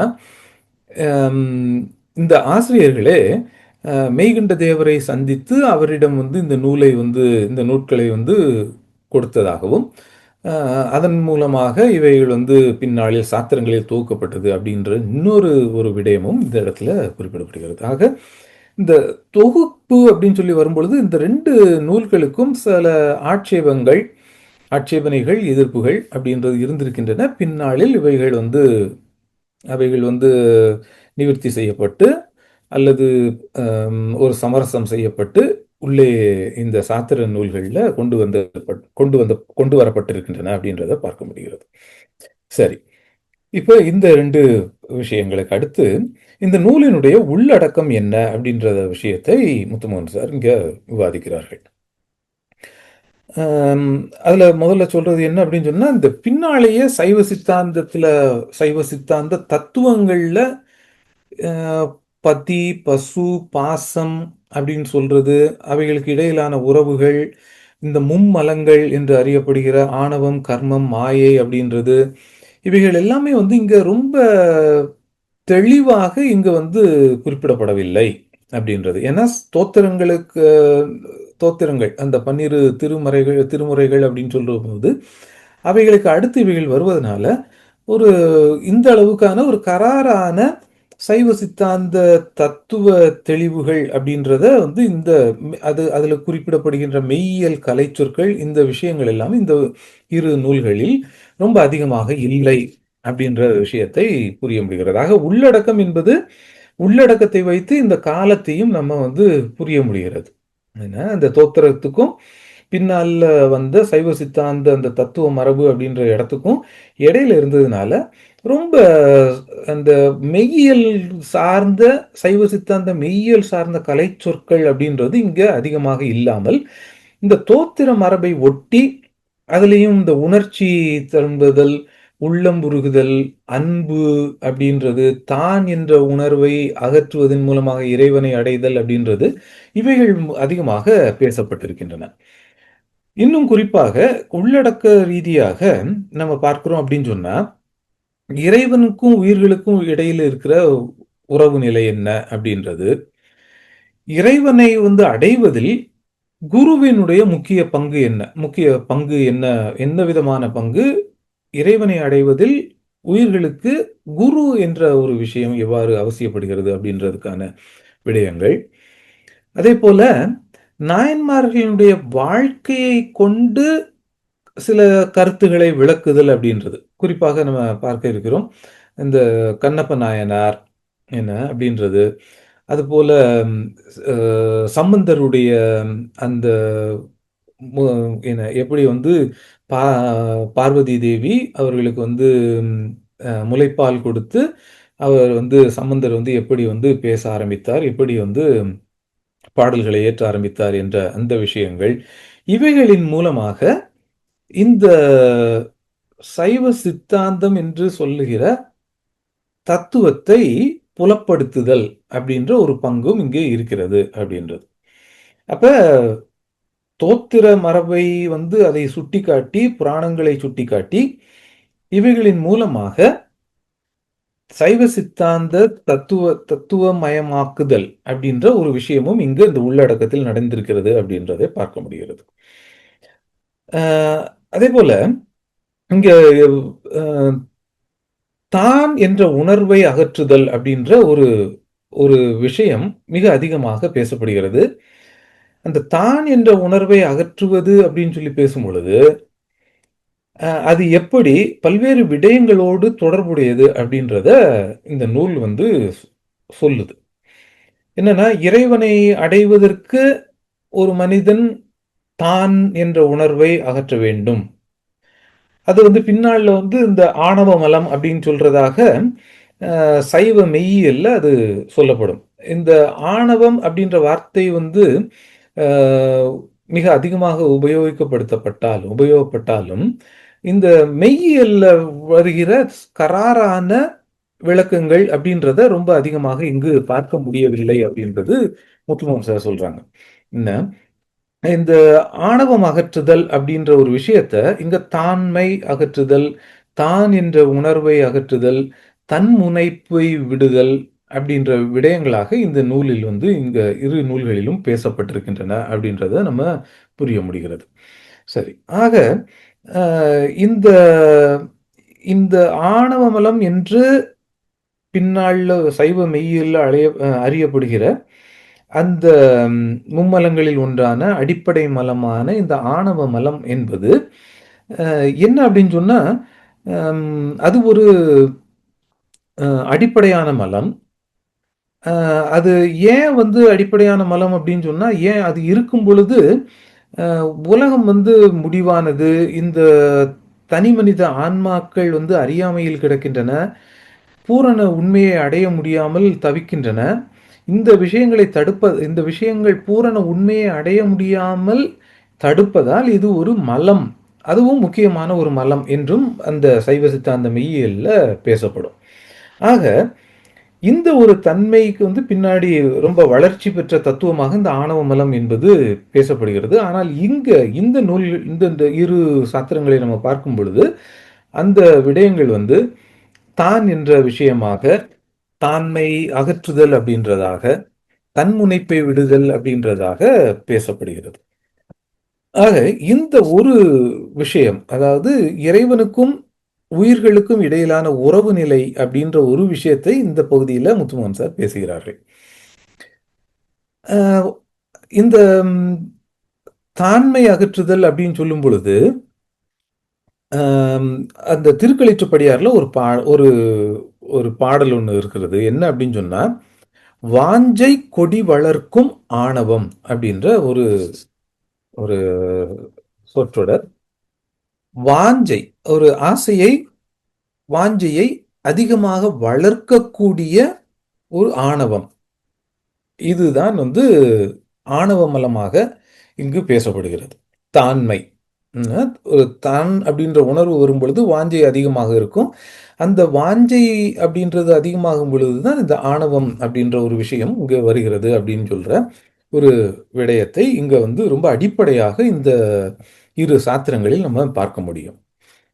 சரி, அப்ப இந்த தான் உணர்வு அகற்றுதல் என்பது எந்தெந்த வடிவங்கள்ல இந்த இரு சாத்திரங்களில் விளக்கப்படுகின்றன அப்படின்றது நம்ம அடுத்த பகுதியில் நம்ம இப்ப பார்க்க இருக்கிறோம்.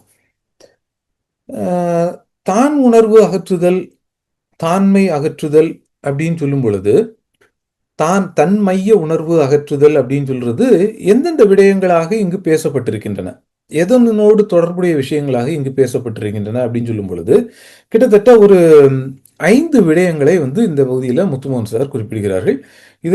இந்த 5 விடயங்களை இந்த உரையாடல் நம்ம பார்த்துட்டு நம்ம அடுத்த கேள்வி விவாதங்களுக்குள்ளாக செல்லலாம். என்னன்னா, தன் முனைப்பு அகற்றுதல், தான் எனும் உணர்வை அகற்றுதல் அப்படின்னு சொல்றது இறைவனோடு உயிர்கள் கொள்ளுகின்ற உறவுக்கு முன் நிபந்தனையாக இந்த இரு சாத்திர நூல்களும் பேசுகின்றன. அதற்கான ஒரு உதாரணம் அப்படின்னு சொல்லிட்டு அதுக்கான எடுத்துக்காட்டு ஒன்று என்ன, திருவுந்தியார்ல இருந்து முத்துமோகன் சார் கொடுக்கிறார்கள். தன் முனைப்பு அகற்றுதல் அப்படின்னு சொல்லும் பொழுது அது இறைவனோடு உயிர்கள் கொள்ளக்கூடிய உறவுக்கு முன் நிபந்தனையாக இந்த விஷயங்கள் இங்கு பேசப்படுகிறது. என்ன, தான் என்ற உணர்வு அகற்றுதல் அப்படின்றது. அது ஒரு பாட்டு, ஒரு அழகான ஒரு பாட்டு. இது என்ன அப்படின்னா, நம் செயல் அற்று இந்த நாம் அற்ற பின் நாதன் தன் செயல் தானே என்று உந்தி வர, தன்னையே தந்தான் என்று உந்தி வர, உள்ளம் அருகில் உடன் ஆவர் அல்லது தெள்ள அரியர் என்று உந்தி வர. இது திருவுந்தியாருடைய பாடல். என்னன்னா, நம் செயலற்று இந்த நாம் அப்படின்றது அற்ற பின் எல்லாமே நாதனுடைய கடவுளுடைய செயல்தான் அப்படின்னு சொல்லிட்டு உனக்கு புரியும். என்ன, அப்போ தன்னையே தந்தான் அப்படின்ற ஒரு இடத்துக்கு போக முடியும், பக்தன் செல்ல முடியும். அதனோடு சேர்ந்து உள்ளம் அருகில் உடன் ஆவர், இறைவனோடு உள்ளத்தோடு இணைந்து உடன் ஆகிற அந்த சூழல் ஏற்படும் அப்படின்ற ஒரு விஷயத்தை இந்த பகுதி சொல்லுகிறது. ஆக தன் முனைப்பு அகற்றுதல், தான் என்ற எண்ணம் அகலும் பொழுது என இறைவனோடு உயிர்கள் கொண்டிருக்கின்ற உறவு இன்னும் அதிகமாக பலப்படும் அப்படின்ற ஒரு விஷயம். அப்ப தான் என்ற உணர்வு அகற்றுதலுக்கும் இறைவன் உயிர்களோடு கொள்ளக்கூடிய அந்த உறவுக்கும் இடையிலான ஒரு முடிச்சு இங்கு போடப்படுகிறது அப்படின்றது. இது முதல் வகையான விளக்கம். அடுத்தது, இந்த ஆணவம் அகற்றல் அப்படின்னு சொல்றது உள்ளம் உருகுதல் அல்லது அன்பு என்ற விஷயத்தோடு தொடர்புபடுத்தி பேசப்படுகிறது அப்படின்றது. இதுக்கு என்ன அப்படின்னு சொன்னா, இந்த உள்ளம் உருகுதல் அப்படின்னு சொல்லும் பொழுது அல்லது அன்பு என்று சொல்லும் பொழுது தன்னலம் அழிகிறது, மனித மனம் என்பது பிறர் நோக்கி திறந்து கொள்கிறது அப்படின்றது. அப்ப தான் என்ற உணர்வு இருக்கும் பொழுது பிறரை தான் என்ற இடத்திலிருந்து தான் பிறரை தனக்கு எது உதவ முடியும், இதுல ஏதாவது நமக்கு பெனிஃபிட் இருக்குதா அப்படின்ற இடத்துல இருந்து தான் பிறரை நோக்கி அணுகுதல் அப்படின்னு சொல்றதெல்லாம் இருப்பதை நம்ம பார்க்க முடியும். ஆனால் இந்த உள்ளம் உருகுதல், தான் என்ற உணர்வு அகலுதல் அப்படின்னு சொல்லும் பொழுது இந்த பிறர் நோக்கி மனம் திறக்கிறது அப்படின்றது, உள்ளம் திறக்கிறது அப்படின்றது புரிய முடிகிறது. அப்பொழுது அது என்னன்னா, ஒரு ஆணவத்தினுடைய எதிர் சக்தியாக இங்கு அன்பு அல்லது உள்ளம் உருகுதல் என்ன அப்படின்ற ஒரு விஷயம் இங்கு தொடர்வதை நம்ம பார்க்க முடியும். ஆக இந்த ஆணவம் அகற்றுதல் என்பது உள்ளம் உருகி தன் நலம் அழிந்து பிறர் நோக்கி உள்ளம் திறத்தல், பிறரை நோக்கிய திறப்பு அப்படின்ற ஒரு இடத்துக்கு இது பேசுகிறது.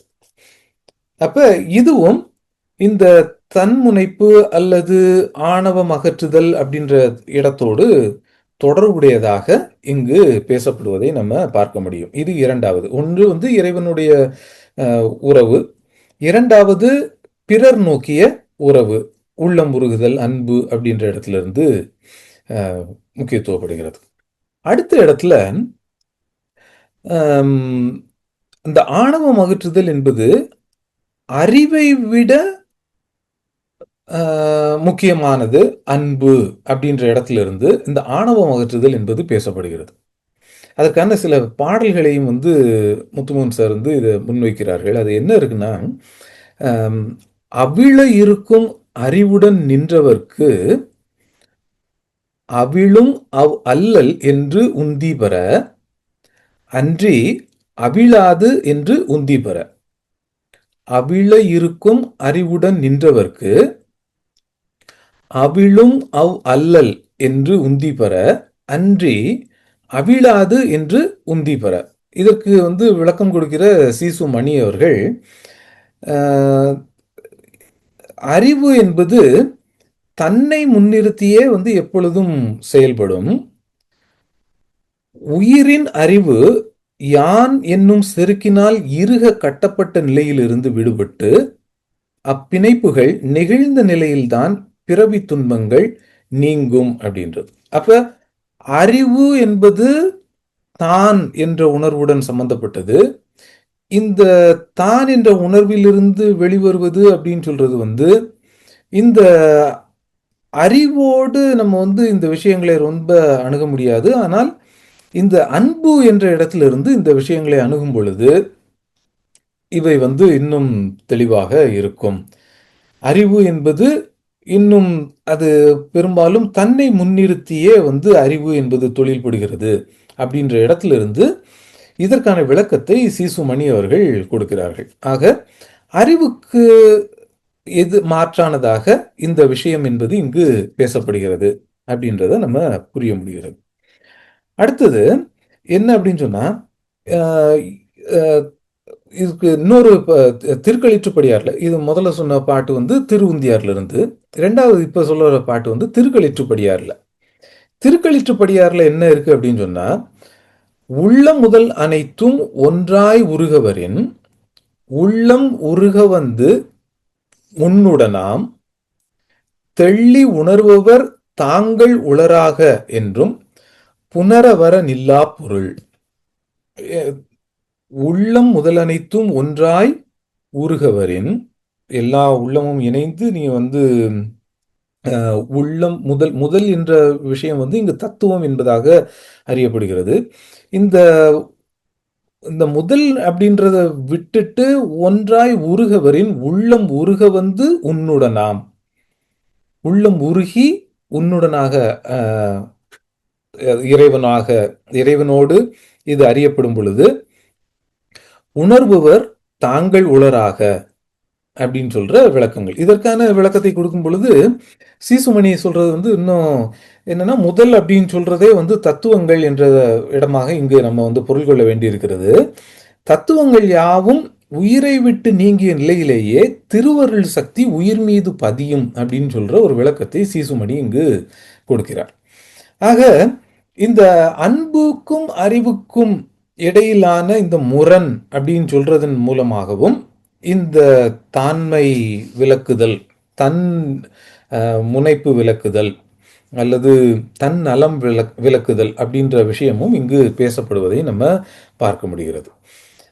இன்னொரு பாடல்லையும் நம்ம பார்க்க முடியும். என்னன்னா, ஆரேனும் அன்பு செய்யின் அங்கே தலைப்படும் கான் ஆரேனும் காணா அரண் அப்படின்ற இன்னொரு இது. அப்ப எங்க வந்து அன்பு அப்படின்றது தலைப்படுதோ, எங்க வந்து அன்பு அப்படின்றது இருக்குதோ, அங்க வந்து யாருமே காணாத ஒரு அரணை நம்ம பார்க்க முடியும் அப்படின்ற ஒரு விஷயத்தையும் இங்கு வந்து சொல்லப்படுகிறது. ஆக இந்த அன்பு என்பது முக்கியத்துவப்படுகிறது. அன்புக்கும் அறிவுக்கும் இடையிலான இந்த முரண்கள் அப்படின்னு சொல்றதையும் மூலமாகவும் இந்த தன்னிலை தான் அகற்றுதல், தான் என்ற உணர்வு அகற்றுதல் அப்படின்ற விடமாகவும் இங்கு பேசப்படுகிறது. அடுத்த கட்டத்துல இந்த 4வது விடயமாக நம்ம பார்க்கிறது என்ன அப்படின்னு சொன்னா, இந்த தான் எனும் உணர்வு என்பதுக்கு எதிர்நிலையில ஆணவமற்ற எளிய மனிதரின் சிறப்புகளையும் இங்கு பேசுகிறது. அதுல ஒரு பாடல் என்ன அப்படின்னு சொன்னா, இந்த சம்பந்தருக்கு வந்து இவர்கள் பார்வதி தேவி அவர்களுடைய அன்பு கேட்டு அன்பு கிடைத்து அவர் வந்து எப்படி வந்து அவருடைய பால் உண்டார் அப்படின்னு சொல்ற போது அதற்கான ஒரு பாடல்ல சுரந்த தனமுடையாள் தென்பாண்டி மாதவி தாழ்ந்த மனமுடையாள் அன்பிருந்தவாறே. அப்ப இந்த தாழ்ந்த மனமுடையாள் உள்ளவள் அன்பு கொண்டிருப்பது அப்படின்னு சொல்ற இன்னொரு இடமும் அங்க பேசப்படுகிறது. ஆக ஒரு ஆணவமற்ற எளிய மனிதர்களின் சிறப்புகளை, அதே போல இங்க இன்னொரு விஷயம் நம்ம ஏற்கனவே குறிப்பிட்டது போல இந்த கண்ணப்ப நாயனாருடைய அன்பு அப்படின்றதும் சேந்தனாரினுடைய அன்பு அப்படின்னு சொல்றதும் இவைகள் எல்லாமே வந்து அவர்களுடைய ஆணவம் அல்லது இந்த தான் என்ற உணர்வு அகன்றதால தோன்றியது என்பதாக இங்கு பேசப்படுகிறது. ஆக எளிய மனிதர்களுடைய வாழ்க்கையோடு இணைந்து இந்த தான் என்ற உணர்வு அகற்றுதல் அப்படின்ற விஷயமும் இங்கு பேசப்படுகிறதை நம்ம பார்க்க முடியும். அடுத்த நிலையில என்னன்னா, நம்ம நம்ம இந்த உபநிடதங்கள்லாம் பார்க்கிறது போல இங்கேயும் ஒரு துணி ஒண்ணு வருது. என்ன அப்படின்னு சொன்னா, உபநிடதங்கள் என்ன இருக்கும் அப்படின்னு சொன்னா, வேதங்கள்ல இருக்கிற மந்திரங்கள், வேதத்துல உள்ள வேதம் சார்ந்த இந்த இலக்கணம், வேதம் சார்ந்த இந்த யஜ்ஞங்கள் செய்கின்ற முறைமைகள், இவைகள் எல்லாமே வந்து சிறிய அறிவு. இவைகளின் மூலமாக ஒருவர் வந்து இந்த பரப்பிரமத்தை அடைய முடியாது, தன்னை உணர்வதால் அடைய முடியும் அப்படின்ற இடத்துக்கு உபநிடதம் வந்து வேதத்தை மீறி நகரும். இது போன்ற இன்னொரு விஷயத்த வந்து இங்க வந்து நம்ம பார்க்க முடிகிறது. அது என்ன அப்படின்னு சொன்னா, அன்பே அன்பாக அறிவு அழியும். அப்ப அன்பு அன்பாக முழுமையான அன்பாக மாறும் பொழுது இந்த அறிவு என்பது அழியும். அன்பு அன்றி தீர்த்தம் தியானம் சிவார்ச்சனைகள் செய்யும் அவை சாற்றும் பழமன்றே தான். அதாவது இந்த அறிவு, தீர்த்தமாடுதல் அல்லது தியானம், சிவார்ச்சனைகள் இவைகளின் மூலமாக ஒன்றையும் வந்து ரொம்ப பெருசா சாதிச்சிட முடியாது.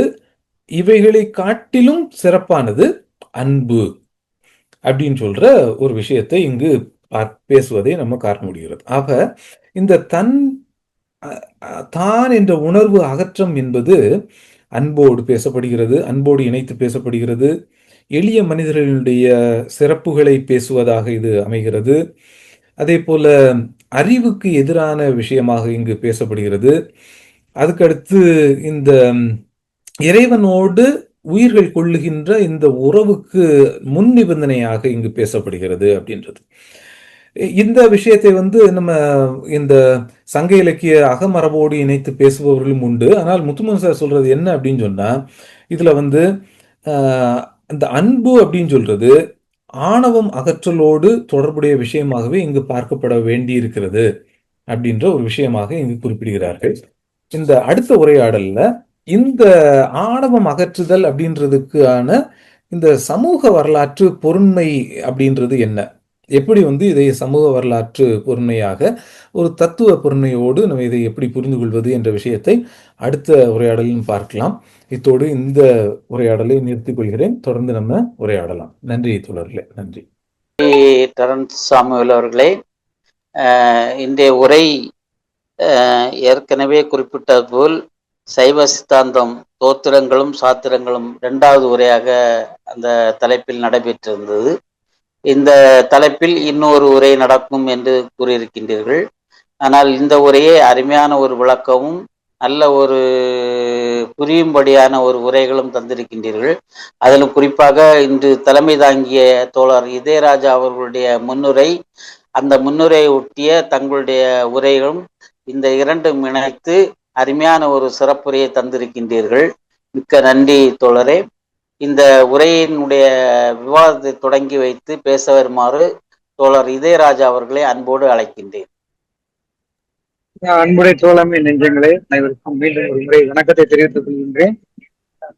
நல்ல ஒரு அற்புதமான ஒரு உரையை வந்து பேராசிரியர் டெரன்ஸ் கொடுத்தாங்க நமக்கு. எப்பயுமே ஒரு தமிழ் சம்பந்தமான ஒரு விடயத்தை ஒரு தத்துவ நோக்கில வந்து நம்ம வந்து டீப்பா ஒரு ஆழமாக முழுகி ஆராயணும்னா அந்த துறையில் இருக்கக்கூடியவர்களா நம்மை காட்டிலும் நிறைய புதிய விஷயங்களை நமக்கு வந்து உணர்த்துவாங்க.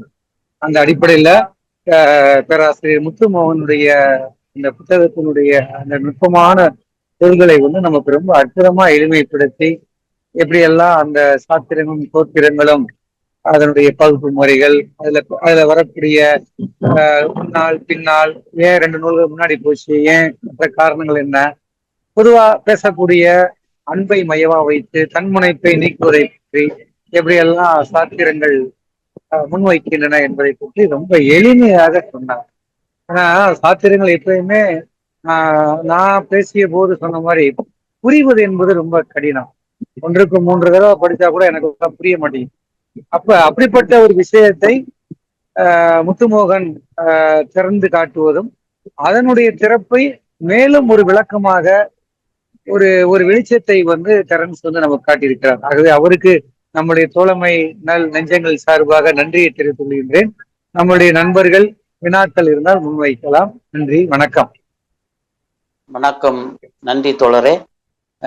அடுத்தது கேள்விகள் அல்லது விவாதத்தை தொடங்கி கேள்விகள் கேட்கலாம். ஜார்ஜ் வரதராஜ பெருமாள் தோழர் கூப்பிட்டு. வரதராஜ பெருமாள் வாங்க தோழர். தோழர் பேராசிரியர் விஜயராஜா அவர்களுடையதும் தொடர்ந்து தோழர் டெரன்ஸ் அவர்களுடையதும் இன்றைக்கு 2 பேரும் ஒரு குறிப்பிட்ட விடயத்தை மிக விரிவாகவும் ஆழமாகவும் நமக்கு தெளிவுபடுத்தியது மிகவும் பயனுடையதாக இருந்தது. இந்த முறையோடு தொடர்ந்து இது வருவது இன்னும் மேலதிகமான ஒரு புரிதலை தருவதான உணர்வை ஏற்படுத்தி இருக்கிறது என்று தான் நான் நினைக்கிறேன்.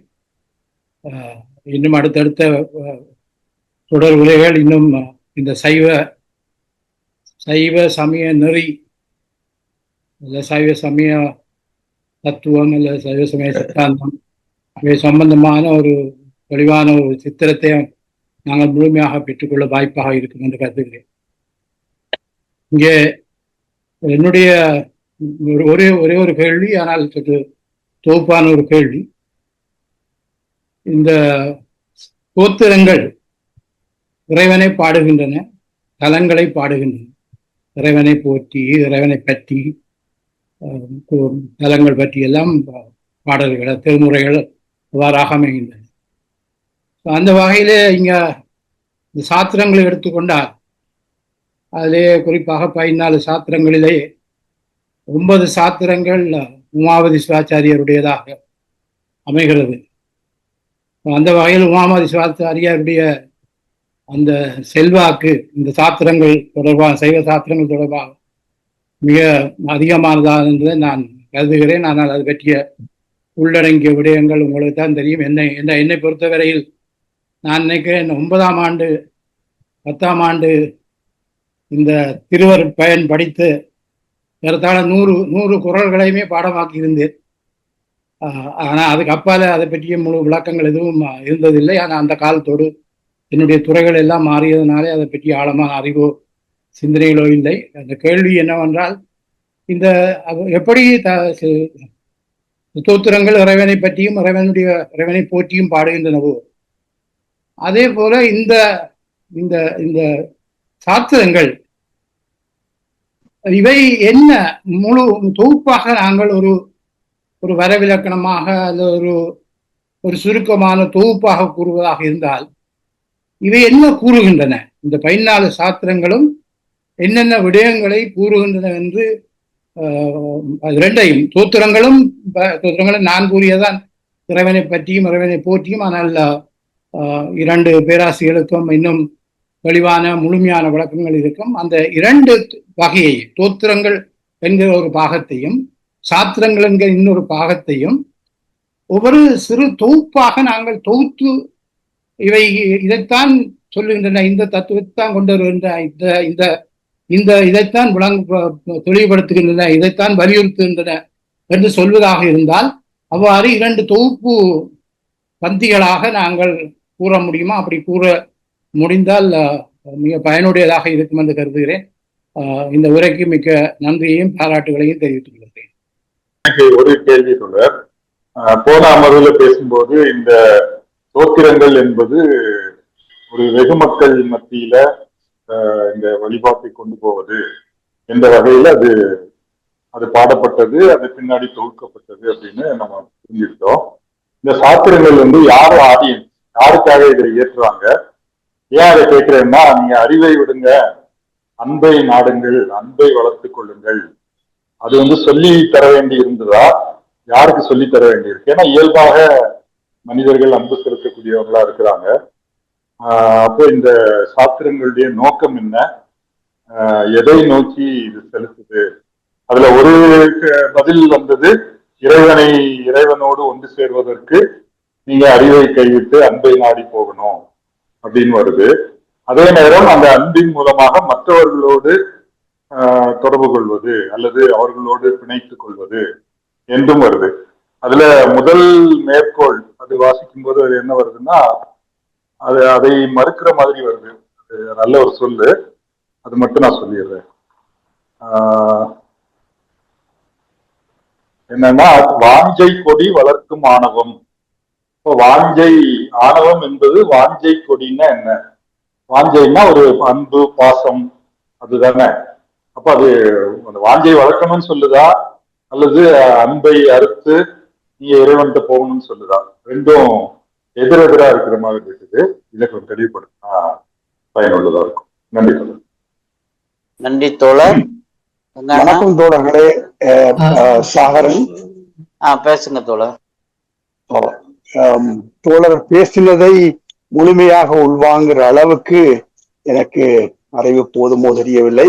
ஆனாலும் எனது கேள்விகளாக, இந்த சாஸ்திரங்களும் தோத்திரங்களும் உருவாக்கப்பட்டது இறைவனுடன் பேசுவதற்காக, ஒரு குறிப்பிட்ட சாரர் மட்டும் பேசுவதற்காக கட்டமைக்கப்பட்ட விடயங்களா, அல்லது வெகுஜன மக்களும் இறைவனுடன் பேசுவதற்குரிய அந்த திறந்த மடவழியில் யாரும் பாவிக்கலாம் என்ற வரையறை எதுவும் இல்லாமல் யாரும் இறைவனுடன் நெருங்கி போக முடியுமா என்ற பாகுபடுத்தல் இல்லாமல் உருவாக்கப்பட்டதா என்ற கேள்வி எனக்குள் இருக்கின்றது.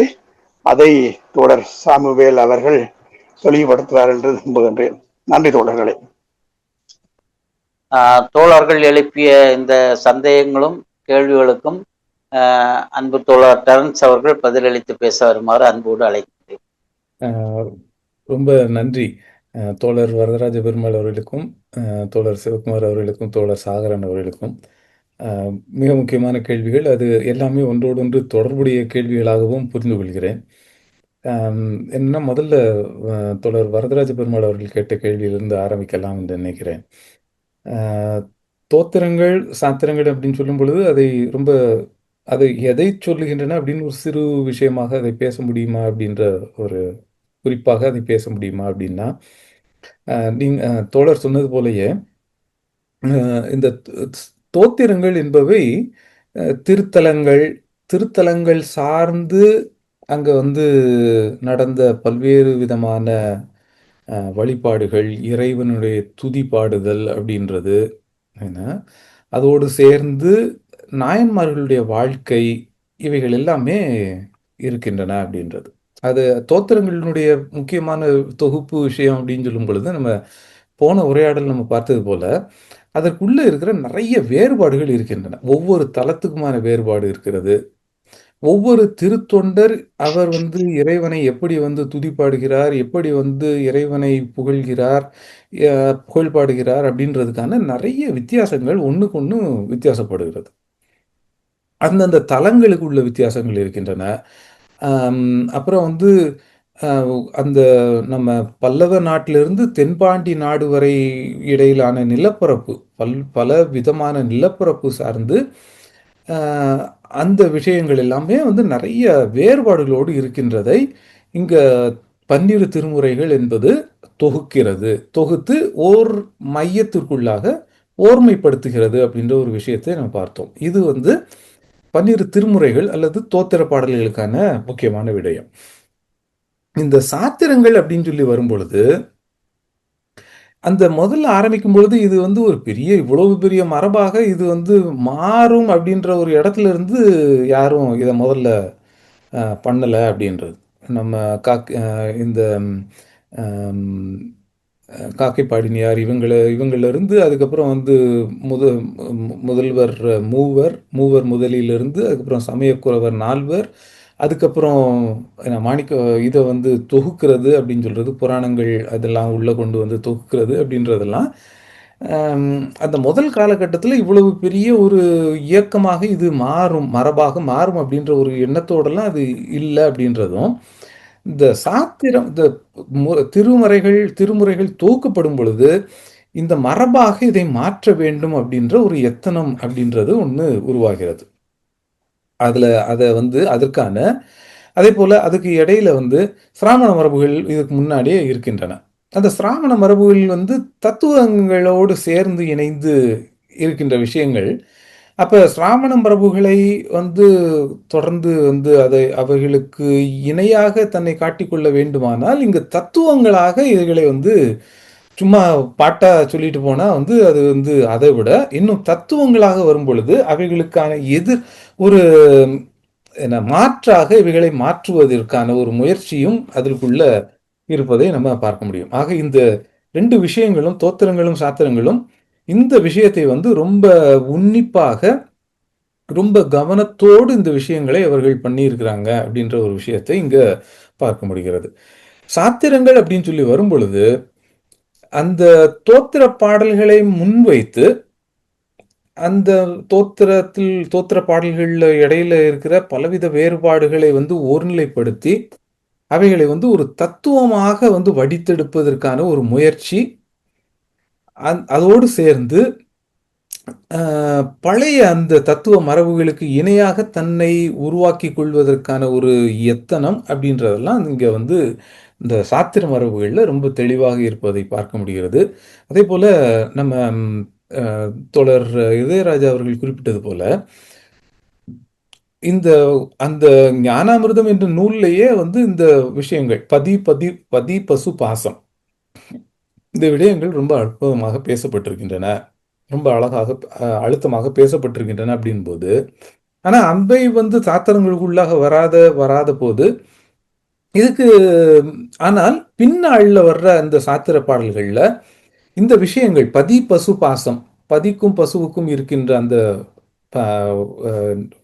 உறவு அப்படின்றது என்ன, இந்த ஆணவம் அப்படின்னு சொல்றது அல்லது மலங்கள் மும்மலங்கள் என்பவை எவ்வாறு இந்த இறைவனை அடைய முடியாமல் பசுவை எவ்வாறு தடுக்கின்றன, இவைகளை எவ்வாறு நீக்குவது, அது ஆணவமே கடைசியில இறைவனின் படைப்பு அப்படின்னு சொல்றது, ஏன்னா இப்படியான எல்லா விஷயங்களையும் ஒருங்கிணைத்து அதனை ஒரு ஒரு ஒருங்கிணைக்கப்பட்ட ஒரு தத்துவமாக இந்த பரந்துபட்ட விஷயங்களை கொண்டு அந்த ஒருங்கிணைப்பது அப்படின்ற ஒரு பாங்கு, ஒரு போக்கு என்பது இந்த சாத்திரங்களுக்குள்ளாக இருக்கிறது அப்படின்றது. அப்ப அந்த வேறுபாடுகள் என்ற இடத்திலிருந்து ஓர்மை நிலையை நோக்கிய ஒரு நகர்வு அப்படின்ற ஒரு விஷயத்தை இந்த தோத்திரங்கள் சாத்திரங்கள் இவைகளின் ஊடாக நம்ம பார்க்க முடியும் அப்படின்றத போன உரையாடலின் மூலமாக இந்த விஷயத்தையும் இந்த உரையாடலையும் நான் சொல்லிக்கொள்ள விரும்புகிறேன்.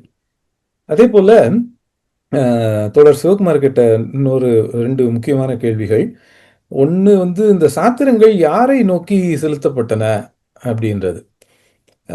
இது ஏறக்குறைய வந்து சாத்திரங்கள் வந்து ஒரு சாதாரண எளிய மக்களை நோக்கி செலுத்தப்பட்டனவா அப்படின்னு சொன்னா இது இல்லை அப்படின்றத நம்ம புரிய முடிகிறது.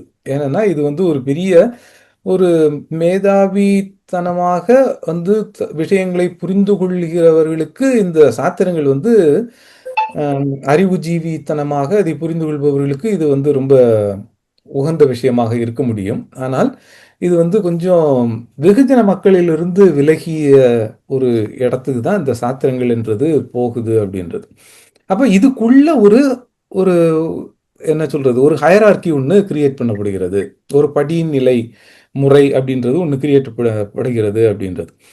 இதை வந்து போன உரையாடல ஒரு ஒரு பகுதியாக நம்ம இந்த விஷயத்தை பார்த்தோம். என்ன அப்படின்னு சொன்னா, இந்த வேறுபாடுகளில் ஓர்மைப்படுத்துதல் அப்படின்னு சொல்லும் பொழுது வேறுபாடுகள் படிநிலைப்படுத்தப்படுகின்றன அப்படின்ற ஒரு அம்சமும் அதுக்குள்ள உள்ள வந்துடும் அப்படின்றது. வேறுபாடுகளை வந்து எப்படி ஓர்மைப்படுத்தப்படுகிறோம், எப்படி முறைப்படுத்த போகிறோம் அப்படின்னு சொன்னா, வேறுபாடுகளுக்குள்ள இது வந்து ரொம்ப அதீதமானது, முக்கியமானது. இந்த வேறுபாட்டுக்கு அடுத்த நிலையில் அந்த அந்த விடயம் என்பது அதை விட கொஞ்சம் கம்மியானது. இந்த மாதிரியான ஒரு அடுக்கல் நிலைப்பாடு அப்படின்னு சொல்றது அங்க வந்துடுறது பார்க்க முடிகிறது. அப்ப சாத்திரங்கள் யாரை நோக்கி செலுத்தப்பட்டன அப்படின்னு சொன்னா, ஒரு ஒரு விதமான இந்த அறிவுஜீவித்தனமான ஒரு இடத்துல இருந்து தான் இந்த சாத்திரங்கள் இங்க வந்து தொகுப்பு அப்படின்னு சொல்றது. அந்த தோத்திரங்கள்ல சொல்லப்பட்ட விஷயங்களை வந்து பதியாக, பசுவாக, பாசமாக, மலங்களாக விவரிக்கிறது அப்படின்னு சொல்ற ஒரு போக்கும் இதை பார்க்க முடிகிறது. இந்த இந்த இடத்துல இன்னொன்னு நம்ம போன உரையாடல ஒரு விஷயத்தை பார்த்தோம். என்ன அப்படின்னா, ஏற்கனவே இருந்த அந்த பௌத்த சிராமண தர்க்கவியலை உடைத்து தான் இசை அப்படின்ற ஒரு வடிவம் வந்து முதல்ல வந்து தோத்திர பாடல்கள்ல வருகின்றன. ஆனால் பின்னால வரும்பொழுது இந்த இசை வடிவம் வந்து புராண மரபுகளோடு இணைத்து பேசப்படுகிறது. இசை என்பது வந்து புராணம் வந்து இசை மரபை ஒரு மீறி அதற்கு மாற்றானதாக இந்த புராண மரபு வருகிறது ஒரு காலகட்டத்தில். ஏன்னா அதுல வந்து இந்த நம்ம திருவாசகத்தை நம்ம தெளிவாக இன்னும் சொல்ல முடியும். அதற்கு அடுத்த நிலையில எங்க வந்து பௌத்த அல்லது சமண அற இலக்கியங்கள், அற தத்துவங்களை வந்து எப்ப வந்து இசை மீறியதாக அதற்கு மாற்றானதாக கொண்டு வந்ததோ அதே இடத்துக்குள்ள இன்று வந்து சாத்திரங்கள் திரும்ப தர்க்கவியலுக்குள்ளாக வந்து நிற்பதையும் நம்ம பார்க்க முடியும். அப்ப ஒரு ஒரு காலகட்டத்தில் வந்து இது வந்து ஒரு பெரிய ஒரு அறிவுஜீவியான விஷயமாக வந்து பௌத்த சமண இலக்கியங்கள், சமண தத்துவங்கள் அறியப்பட்டது. அதற்கு மாற்றாக வெகுஜன ஒரு இடமாக இசை அப்படின்ற ஒரு விஷயத்தை வந்து தோத்திர பாடல்கள் முன்வைக்கின்றன. பின்னாளில் சாத்திரங்கள் எந்த இடத்துல இருந்து வந்து இந்த தோத்திர பாடல்கள் இசை என்பது ஆரம்பித்ததோ அதே இடத்துக்கு பௌத்த சமண இலக்கிய அந்த தத்துவங்களுக்கு உள்ளாக சாத்திரங்கள் திரும்ப செல்லுகின்றன அப்படின்ற ஒரு இடத்தையும் நம்ம அதுக்கு மாற்றானதாக உருவாக்குகின்றன அப்படின்றதையும் பார்க்க முடிகிறது. ஆக இதற்குள்ளேயும் ஒரு மேட்டுக்குடித்தனமான ஒரு விடயம் வந்திருக்கு அப்படின்றதையும் நம்ம புரிய முடிகிறது. ஆனால் வந்து இந்த மேட்டுக்குடித்தனமான விஷயங்கள் இந்த தோத்திர பாடல்களின் மூலமாக மீண்டும் மீண்டும் விளக்கப்பட்டு அதுல வந்து ஒரு வெகுஜன தன்மையையும் உள்ளே எப்பொழுதும் அதை வைத்திருப்பதற்கான ஒரு முயற்சியும் நடந்திருக்கிறது அப்படின்றது. அடுத்து இது வந்து இந்த வாஞ்சை கொடி வளர்க்கும் ஆணவம் குறித்தும் சிவகுமார் வாஞ்சை அப்படின்னு சொல்றத வந்து அன்பு அப்படின்ற ஒரு இடமாக இங்கு புரியாம ஆசை அப்படின்ற இடத்துல இருந்து நம்ம புரிகிறது. தான் என்ற உணர்வு இருக்கும் பொழுது இந்த வாஞ்சைகள் வந்து அதிகமாகிறது அப்படின்றது, ஆசைகள் அதிகமாகிறது அப்படின்ற இடத்துல இருந்து புரிஞ்சோம் அப்படின்னா இந்த வாஞ்சை கொடி வளர்க்கும் ஆணவம் என்பது இங்க இன்னும் கொஞ்சம் தெளிவாக புரியும் அப்படின்னு சொல்லி அந்த தான் என்ற உணர்வுல தான் வந்து இது வேண்டும் அது வேண்டும் அப்படின்ற ஒரு என்ன சொல்றது, ஒரு ஏக்க உணர்வு வாஞ்சை அப்படின்றது உருவாகிறது அப்படின்றத புரிந்து கொண்டோமானால் இந்த ஆணவத்துக்கும் வாஞ்சை ஆசைகளுக்கும் இடையில் உள்ள தொடர்பை புரிய முடியும். இது வந்து தோழர் சாகரன் கேட்ட அந்த கேள்வியும் கூட அந்த இதோடு நான் ஏற்கனவே சொன்ன விடயங்களோடு தொடர்புடையது. அது வந்து ஒரு குறிப்பிட்ட சாராருக்கு மட்டுமானது அல்லது எல்லாருக்கும் வெகுஜன மக்கள், ரெண்டு விதமாகவும் இதை புரிய முடியும். என்ன அப்படின்னு சொன்னா, ஒரு கான்சியஸாக இந்த ஒரு மரபை உருவாக்குதல் அப்படின்னு சொல்ற ஒரு விஷயமும் நடந்திருக்கிறது. என்ன அது அது வந்து ஒட்டுமொத்த சமூகத்தையும் வந்து இப்படி ஒரு சைவ மரபு தான் வந்து பெரிய உயர்ந்த மரபு அப்படின்னு சொல்றதுக்கான ஒரு எத்தனிப்பாகவும் புரிய முடியும். ஏன்னா தமிழ் மரபுல நவீன காலம் வரைக்கும் இந்த சைவ மரபு அப்படின்னு சொல்றது தமிழ் மரபு, தமிழ் அடையாள மரபோடு தொடர்புபடுத்தப்பட்ட விஷயமாக இங்கு நம்ம பார்ப்பதை நம்ம பார்க்க முடியும். அதுல வந்து எப்படி வந்து சிறுதெய்வ வணக்கங்களை வந்து ஒழித்தல் அப்படின்னு சொல்ற இடத்துல இருந்து என்ன எப்படி வந்து சிவனை வந்து முக்கிய தெய்வமாக வெளிப்படுதல் அப்படின்னு சொல்றது, இவைகள் எல்லாமே ஒன்றுக்கொன்று தொடர்புடையவை. அந்த அந்த இடத்துல இருக்கும் பொழுது ஓர் படைத்தான ஒரு சமய மரபு அப்படின்னு சொல்றதை உருவாக்குதல் அப்படின்றதையும் பார்க்க முடிகிறது. வெகுஜன மக்களுக்கானதா அப்படின்னு சொன்னா தோத்திர பாடல்கள் வெகுஜன மக்களுக்கானது. என்ன இந்த சாத்திர பாடல்கள் என்பது அது வந்து வெகுஜன மக்களிடமிருந்து கொஞ்சம் விலகிய நிலையிலேயே இருப்பதையும் நம்ம பார்க்க முடியும். அப்ப தோத்திர பாடல்களிலிருந்து சாத்திரங்கள் உருவாக்கப்பட்டன அப்படின்னு சொல்லும் பொழுது வெகுஜன மக்களுக்கான ஒரு விஷயமாக இன்னும் இசை வடிவம் அப்படின்றது. இசை என்பது இசைவிப்பது. இசைவிப்பதுன்னா நான் அதற்கான இசைவை தெரிவிப்பது அப்படின்ற ஒரு இடத்துலையும் இசையை அங்க பயன்படுத்துவதை நம்ம பார்க்க முடியும். அடுத்த உரையாடலில் இந்த இசை குறித்த விடயங்களின் உள்ளார்ந்த அர்த்தங்கள் என்ன அப்படின்ற விஷயத்தையும் நம்ம அதோடு சேர்ந்து நம்ம பார்க்கலாம். ஆக இந்த தோத்திரங்களும் சாத்திரங்களும் ரெண்டு தரப்பு மக்களுக்கானது அப்படின்னு சொல்லியும் பார்க்க முடிகிறது. அவர்களுக்கு இடையிலான ஒரு ஊடாட்டம் அப்படின்னு சொல்றது தொடர்ந்து இருந்திருக்கிறது அப்படின்ற ஒரு விஷயத்தையும் பார்க்க முடிகிறது அப்படின்னு சொல்லி நினைக்கிறேன். முடிஞ்ச அளவு கேள்விகளுக்கான விடைகளை கொடுத்தேன். தொடர்ந்து நம்ம அடுத்த உரையாடலும் நம்ம பேசலாம். நன்றி. டெரன்ஸ் நம்ம தோழர் பொன் ஏழுமலை வந்து ஒரு கேள்வி வந்து சேட்ல கிளப்பியிருக்கிறாரு. நான் அதை வாசிக்கிறேன். சைவம் சரியானதா என கேள்வி எழுப்பலாம், ஒரு கேள்விக்குறி. ஆனால் அது தமிழர் மதம் இல்லை என்பது பொருளுடையதா? இதுதான் கேள்வி. நான் திருப்பி வாசிக்கணுமா? இல்ல நான் பாத்துட்டேன். சைவம் சரியானதா என கேள்வி எழுப்பலாம் அப்படின்னா, அது சைவம் அப்படின்றது சிவம் அப்படின்ற இடத்துல இருந்தா சைவம் என்பது இந்த நம்ம இன்று உபயோகிக்கிற அந்த வெஜிடேரியனிசத்தோட தொடர்புடையதா அப்படின்ற ரெண்டு விதமான விடயங்கள் அதோடு சேர்ந்து அந்த சைவம் அப்படின்ற வார்த்தையோடு இணைந்து இருக்கிறது அப்படின்னு சொல்லி நினைக்கிறேன். அது நீங்க கேட்ட கேள்வி இன்னும் சரியா புரிபடலை எனக்கு. ஆனால் அது தமிழர் மதம் இல்லை என்பது பொருளுடையதா அப்படின்னு சொன்னா, இது என்ன அப்படின்னு சொன்னா, இங்க தமிழருடைய அடையாளமாக ரெண்டு பக்தி இலக்கிய மரபுகள் தோன்றி இருக்கின்றன ஒரே காலகட்டத்தில். சைவமும் இருந்திருக்கிறது, வைணவமும் இருந்திருக்கிறது. என்ன இப்ப எது வந்து தமிழருடைய அடையாளம் அப்படின்னு சொல்லி எடுத்தோம் அப்படின்னு சொன்னா, ஆரம்ப காலகட்டங்கள்ல வந்து வட இந்திய வடமொழி அப்படின்னு சொல்லி வரும்பொழுது அதற்கு எதிரான ஒரு அடையாளம் தமிழ் அடையாளம் அப்படின்ற ஒரு இடத்துல இருந்து, அந்த சமஸ்கிருத மரபுக்கு எதிரான இடத்துல இருந்து இங்க ஆரம்பம் அப்படின்றது ஒன்று இருந்திருக்கிறது. இங்க அந்த வட்டார மொழிகள்லேயே வந்து இறைவனை பாட முடியும் அப்படின்ற ஒரு இடம் இருந்திருக்கிறது. ஆனால் கடைசியாக நம்ம இன்று சூழல் வரும் பொழுது வைணவம் வந்து ஏன் வந்து தமிழருடைய அடையாளமாக அறியப்படவில்லை? ஏறக்குறைய 4000 திவ்ய பிரபந்தம் முழுவதும் தமிழ் சார்ந்த விடயங்கள், ஆழ்வார்கள் பேசிய விடயங்கள். ஆனால் அவை வந்து ரொம்ப தமிழருடைய அடையாளமாக இல்லாமல் ஏன் வந்து சைவம் வந்து தமிழருடைய அடையாளமாக பேசப்படுகிறது அப்படின்ற ஒரு கேள்வியும் இதோடு இணைத்து பார்த்தால் நமக்கு இன்னும் கொஞ்சம் அதிகமான விளக்கங்கள் நமக்கு கிடைக்க கூடும் அப்படின்னு சொல்றது. என்ன அப்படின்னு சொன்னா, சைவத்தோடு இந்த பெரிய மடாதிபதிகள், மடாதிபதிகளோடு சேர்ந்து நிலம் சார்ந்த அமைப்புகள், இந்த நிலம் சார்ந்த அமைப்புகளோடு இணைந்து இருக்கிற பிரபுத்துவ அமைப்பு முறை, இவைகள் எல்லாத்தையும் வச்சு ஒன்னா பார்க்கும் பொழுது இந்த வேளாளர் மரபுக்கும் சைவத்திற்கும் இடையிலான ஒரு ஒரு ஒரு இணைப்பையும் நம்ம பார்க்க முடியும். அது தமிழ்நாட்டில் வந்து இந்த வேளாளர் அப்படின்னு சொல்ற அந்த அந்த விவசாய மரபுன்றது எவ்வளவு அடிப்படையாக இருந்தது, அது எவ்வளவு அதிகாரம் மிக்கதாக இருந்தது அப்படின்றதையும் யோசித்து பார்க்கும் பொழுது, அது எவ்வாறு அந்த அதிகாரம் என்பது தமிழர்களினுடைய அடையாளமாக அந்த உருவாவதற்கும் அந்த அடையாளம் எவ்வாறு உதவியாக இருந்தது அப்படின்ற ஒரு இடத்தையும் நம்ம இணைத்து பார்க்கலாம் அப்படின்னு சொல்லி நினைக்கிறேன். தோழர் கேட்ட கேள்விக்கு முடிஞ்ச அளவு சொல்லியிருக்கிறேன். தொடர்ந்து நம்ம பேசலாம். அடுத்த உரையாடலும் இது குறித்த அதிக விஷயங்களை நம்ம பேசலாம். நன்றி தோழர். நன்றி டெரன்ஸ் அவர்களே. கங்கண்ணா முடிச்சுருவோமா இப்போ? ஆமா, நீங்க announce பண்ணுங்க. ஆமா.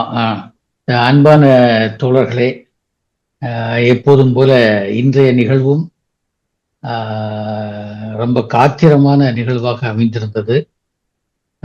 சிறப்பாக நம்முடைய பேராசிரியர் இதயராஜாவினுடைய கூர்மையான தலைமுறை ஒரு பக்கம் என்று சொன்னால், தம்பி டெரன்ஸ் சாமுவேலுடைய இன்றைய உரை என்பது நம்முடைய சைவ சித்தாந்தம் பற்றிய ஒரு மிகப்பெரிய ஒரு வெளிச்சத்தை நமக்கு தந்திருக்கிறது என்று சொல்ல வேண்டும். குறிப்பாக அண்ணன் முத்துமோகன் அவர்கள் இந்த சைவ சித்தாந்தம் என்பதை தத்துவார்த்த அடிப்படையில் அணுகக்கூடிய ஒரு விஷயம்தான் இந்த தமிழின் தடங்கள் என்ற பகுதி. அந்த வகையிலே அதை மிக நுட்பமாக நமக்கு டெரன்ஸ் நமக்கு அதை எடுத்து பேசியிருக்கிறார். மிக சிறப்பான ஒன்று. அதே போல இசைப்பாடலின் போது சாகரன் தோழர் வைத்த கருத்து சொல்லலும், அதே போல விவாதத்தின் போது நம்முடைய தோழர்கள் இதயராஜா, வரதராஜ பெருமாள், மா சிவகுமார், சாகரன் எல்லோரும் கேட்ட கேள்விகள், அதன் பிறகு நம்முடைய அருமை தோழர் பொன் ஏழுமலை கிளப்பிய கேள்வி, எல்லாவற்றுக்கும் மிக அருமையான பதில்களையும் டெரன்ஸ் சாமுவேல் தந்திருக்கிறார். நிகழ்ச்சி அருமையான நிகழ்ச்சி.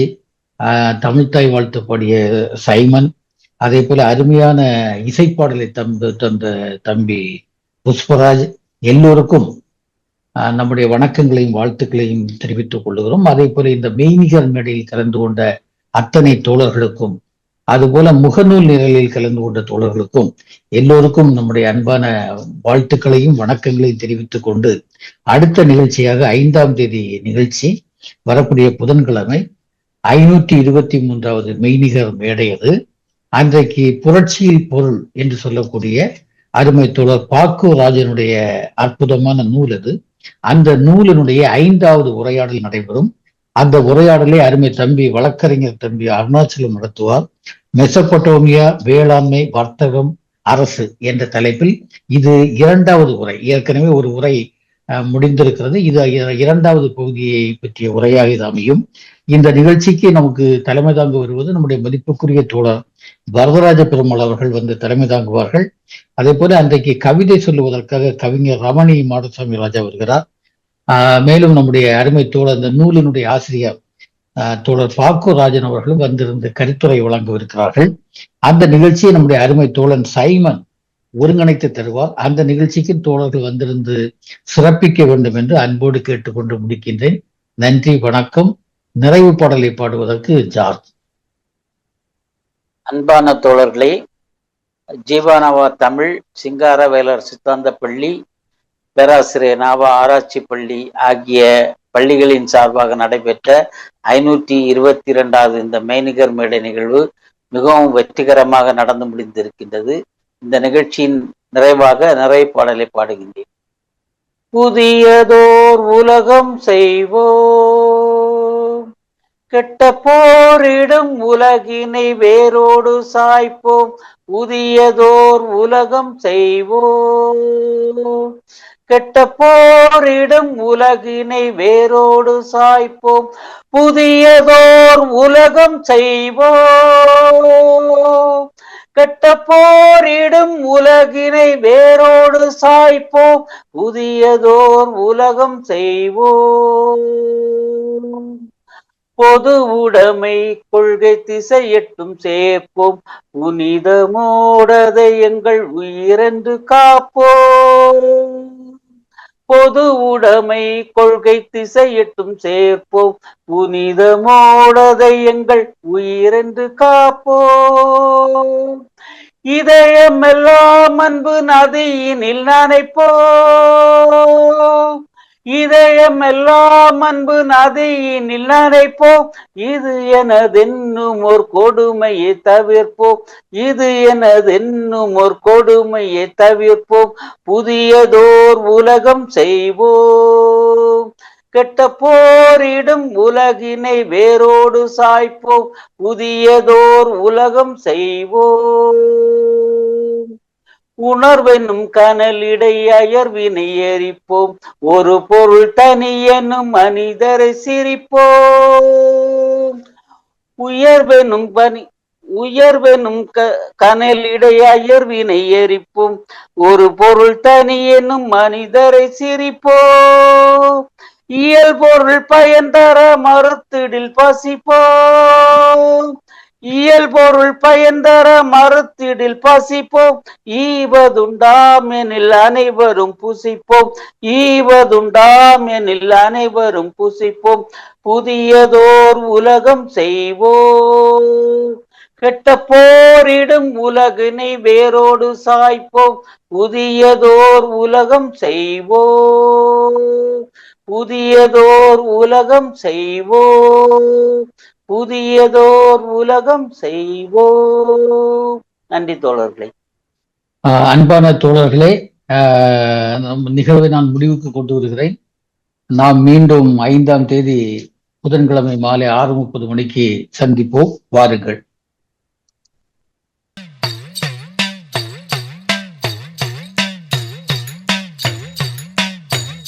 பிறப்பு ஒக்கும் எல்லா உயிர்க்கும் சிறப்பு ஒவ்வா செய்தொழில் வேற்றுமையான்.